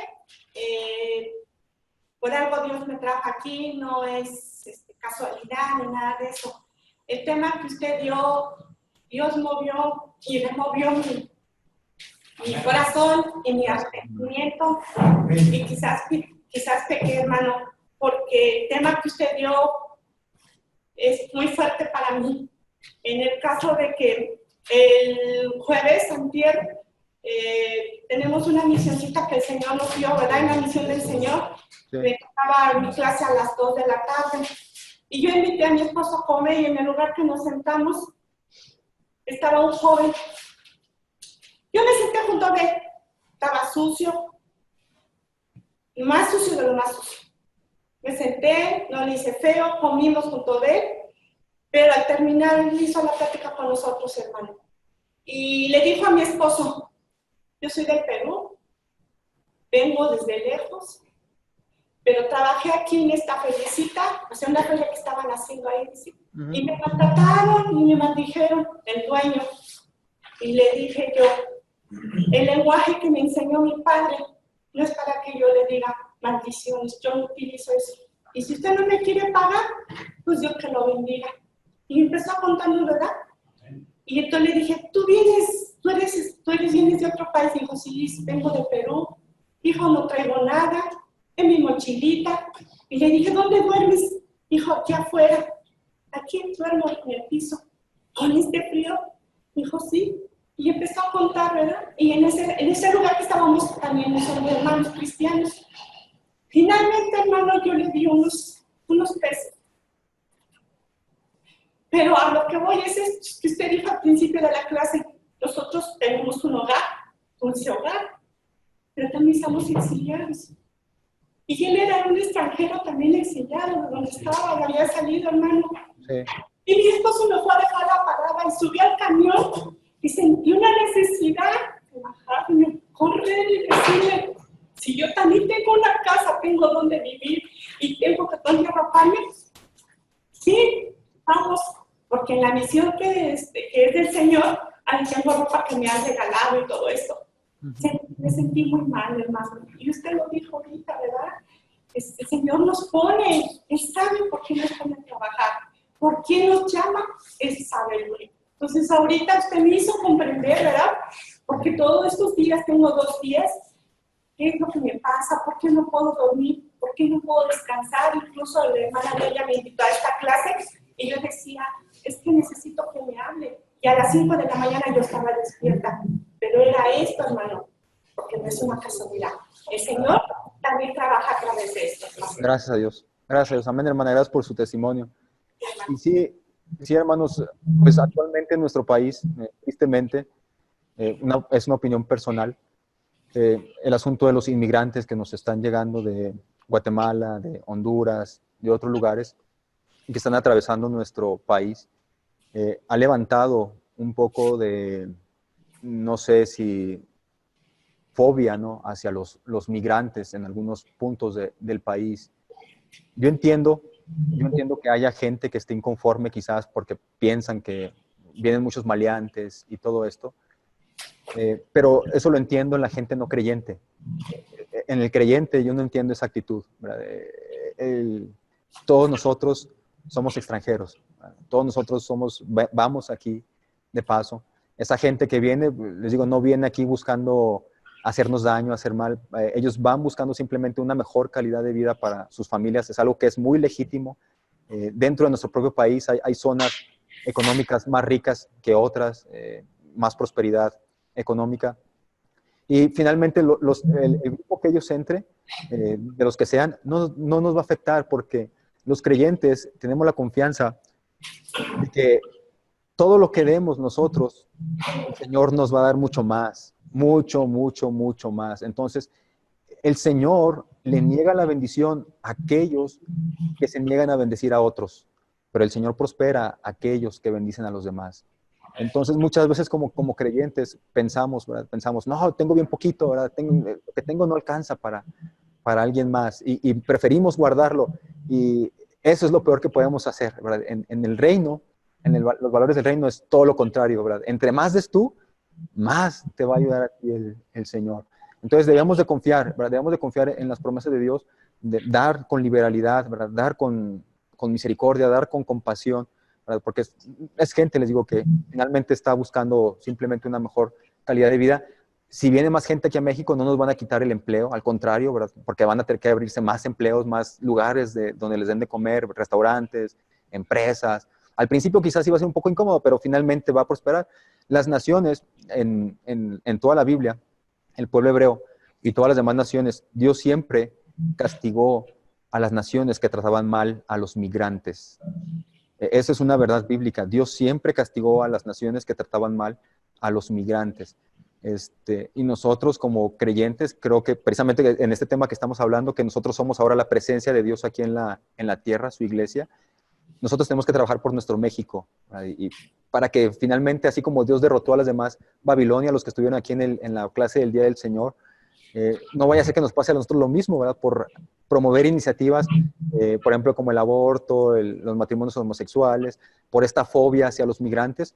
No vaya a ser que Dios nos esté negando las bendiciones, porque los creyentes no estamos haciendo lo que deberíamos hacer, ¿verdad? Promover el bienestar y la prosperidad del país en el que vivimos. ¿Cómo? Mostrando la misericordia y el amor de Dios. Así es como prospera un país. Hermanos, no sé, hermana de Monterrey. Sí, hermano. ¿Sí me escucha, hermano? Sí, hermana. Buenos días, hermano. Buenos días, hermana. Platicando aquí en la iglesia, hermano, con mis hermanos, creemos que esta situación que se está dando con los migrantes de todos estos países es una oportunidad que Dios nos está dando a todos los mexicanos para extender la mano. Sabemos, como usted dice, que los no creyentes o muchos no creyentes tienen fobia, pero hay no creyentes que no tienen fobia, más aún nosotros los creyentes. Sí nos ha tocado como iglesia apoyar a aquellos migrantes que han ido viviendo desde hace varios años aquí en nuestro país. Nos estamos preparando para recibir a esta masa. Creemos que van a pasar por aquí algunos porque por aquí está cerca de la carretera de Laredo. Okay. Es un punto de paso. Pero la parte, digamos, espiritual que yo veo aquí es que Dios nos está trayendo a las naciones a nuestro país. ¿Sí? Por muchos años, México debimos haber volteado a ver a todos nuestros hermanos sudamericanos, centroamericanos, para tenderle la mano. Y nosotros como México nos hemos portado mucho como el hermano menor de Estados Unidos. Y yo creo que lo que Dios está haciendo ahora es que quiere que nos portemos como el hermano mayor de América Latina, no el hermano menor del país más rico, ¿no? Entonces, yo creo que ese es un tiempo en donde Dios va a estar trabajando con nuestros corazones. Va a ser muy importante el testimonio que demos nosotros los cristianos, no solamente los bautistas, sino todos los cristianos de todas las denominaciones. Y yo creo que sí les estamos tendiendo la mano, sí hay casos donde no, pero también estamos viendo situaciones negativas, pero que eso no nos robe la bendición, ¿verdad? Sabemos que hay personas migrantes que no vienen en buena situación, está bien, pero el grueso, donde viene la familia, la abuelita, el nieto, el niño, la mamá, el joven, la mayoría de los casos son gente que realmente está buscando una mejora. Yo espero, como usted dice, que México les tendamos la mano, así como en el pasado, cuando la guerra civil en España, que vino muchos migrantes, cuando la Segunda Guerra Mundial, mucho europeo y mucho judío, sí, llegó aquí a nuestro país, así ahora, porque yo pienso como usted, el día de mañana nos puede tocar a nosotros, y si nosotros no tendemos ahorita la mano, el día que nos llegara a tocar a nosotros, si es que llegara a suceder, nadie nos va a atender. No tanto por eso, sino hacerlo por amor al Señor. Así es, hermana. Amén. Hermano Samuel, ¿iba a decir algo o ya no? Sí, quería comentar, nada más rapidito. Usted comentó que todos somos extranjeros, somos exiliados. Somos exiliados o extranjeros desde el momento de la creación. Sí. Ahorita al final mencionó. Ahorita usted mencionó el ciclo final, que es desde el nacimiento de Jesús hasta lo que es la iglesia, donde está la presencia de nuestro Señor Jesucristo. Sí. Yo nada más quería preguntarlo, a manera de comentario. Aún estando en la iglesia, delante de la presencia del Señor, ¿no seguimos siendo extranjeros en el mundo? Sí. ¿No cabría la posibilidad entonces de que sea hasta la reunión final de Jesús con sus santos, con su iglesia, donde ya dejaríamos de ser extranjeros? Así es, hermano. Así es. De hecho, es lo que logra ver Juan en el Apocalipsis, ¿verdad? Que seguimos siendo aquí extranjeros y seguimos sufriendo y estamos en esa dualidad de viviendo como que, lo que le comentaba, ¿verdad? Como inclusive hasta extranjeros en nuestro propio cuerpo, ¿verdad? Que no decíamos este cuerpo pecador, decíamos un cuerpo ya más, que no peque, ¿verdad? Que no esté inclinado hacia el mal. Y entonces, en el día final, ya cuando estamos en la presencia de Dios, los redimidos, realmente ya no habrá nada de todo esto, ¿verdad? O sea, no sentiremos ese exilio. Finalmente, habremos dicho, estamos en casa, ahora sí hay paz, la paz que tanto se ha prometido, ahora sí hay tranquilidad, no hay enfermedad, no hay dolor, no hay sufrimiento, y la presencia de Dios estará ahí, ¿verdad? En su santo templo y nosotros en él. Cuando oró al Padre, dijo, no te pido que los quites del mundo, sino que los guardes. Ajá, guárdalos.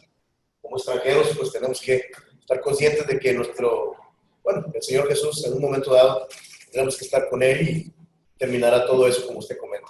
Muchas gracias, hermano. Muchas gracias, hermano. Hermano Rafael. Pues, hermano, la Biblia nos enseña a dar, ajá, ¿sí?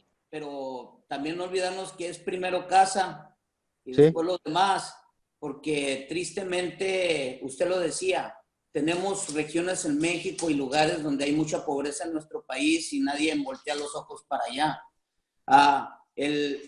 Ahorita las situaciones que se están viendo ahorita con los migrantes no han sido tan malas, en algunos lugares sí se ha visto mal. Anoche en Tijuana tenían problemas porque alguna parte los inmigrantes, no todos, no estaban de acuerdo con la comida que se les estaba dando, igual en Guadalajara. Ajá. Pues hay que orar nada más por ellos, hermano. Yo pienso que todo nuestro México les abrió las puertas desde que estaban en Chiapas, y gracias a Dios ahorita nuestra organización, nuestros hermanos de fe, todos han estado abriendo sus corazones y están ahorita apoyándolos.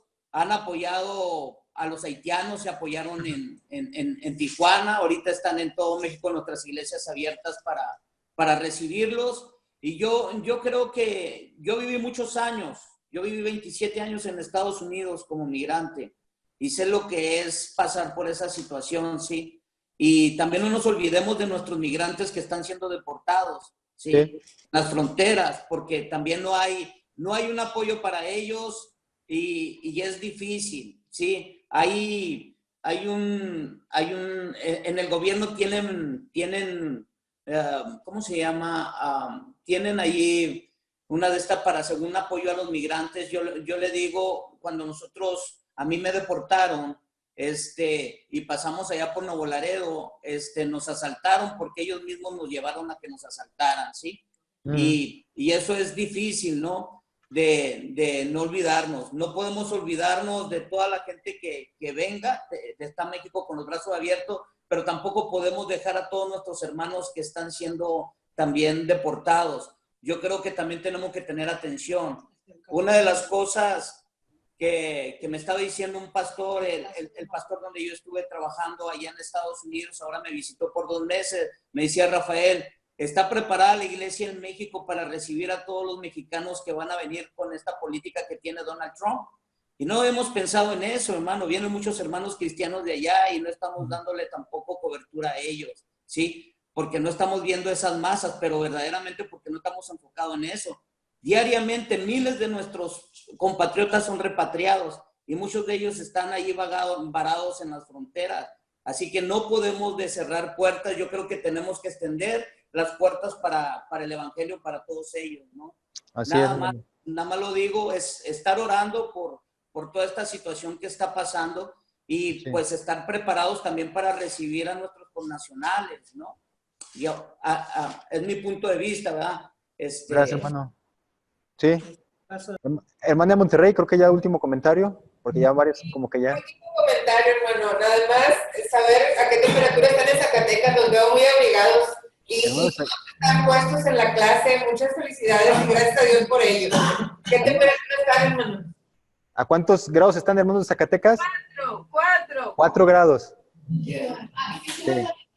Bueno, hermanos, dejen orar, antes de que se vayan, orar rápido. Suba el material que nos puso hoy, por favor. No le escuché, hermana. ¿Me vuelve a decir, por favor? Material que presentó hoy y la semana pasada, si lo puedes subir. Ah, ok. Sí, hermana. Sí, yo lo subo. Bien, hermanos, déjenme orar rápido por todos ustedes. Vamos a orar. Gracias, Padre bendito, por el día que nos has dado, Señor. Gracias porque has sido con nosotros, nos has bendecido en el estudio de tu palabra. Padre, la misma petición, Señor. Por favor, que esto toque nuestros corazones, Señor, que nuestros corazones de piedra sean transformados, que podamos realmente ser esa iglesia donde tú estás morando, Padre, ese templo de tu Espíritu Santo, y que podamos ser luz a las naciones, Señor. Ayúdanos en la semana, Señor, guárdanos, ayuda a mis hermanos en todas sus actividades que ellos hacen, Señor. Guárdales, cuídales de su familia, de sus trabajos, Señor, en todo lo que ellos se dedican, Padre. Y tráelos con bien en la próxima semana a la clase, Padre. Te lo pedimos en Cristo Jesús. Amén.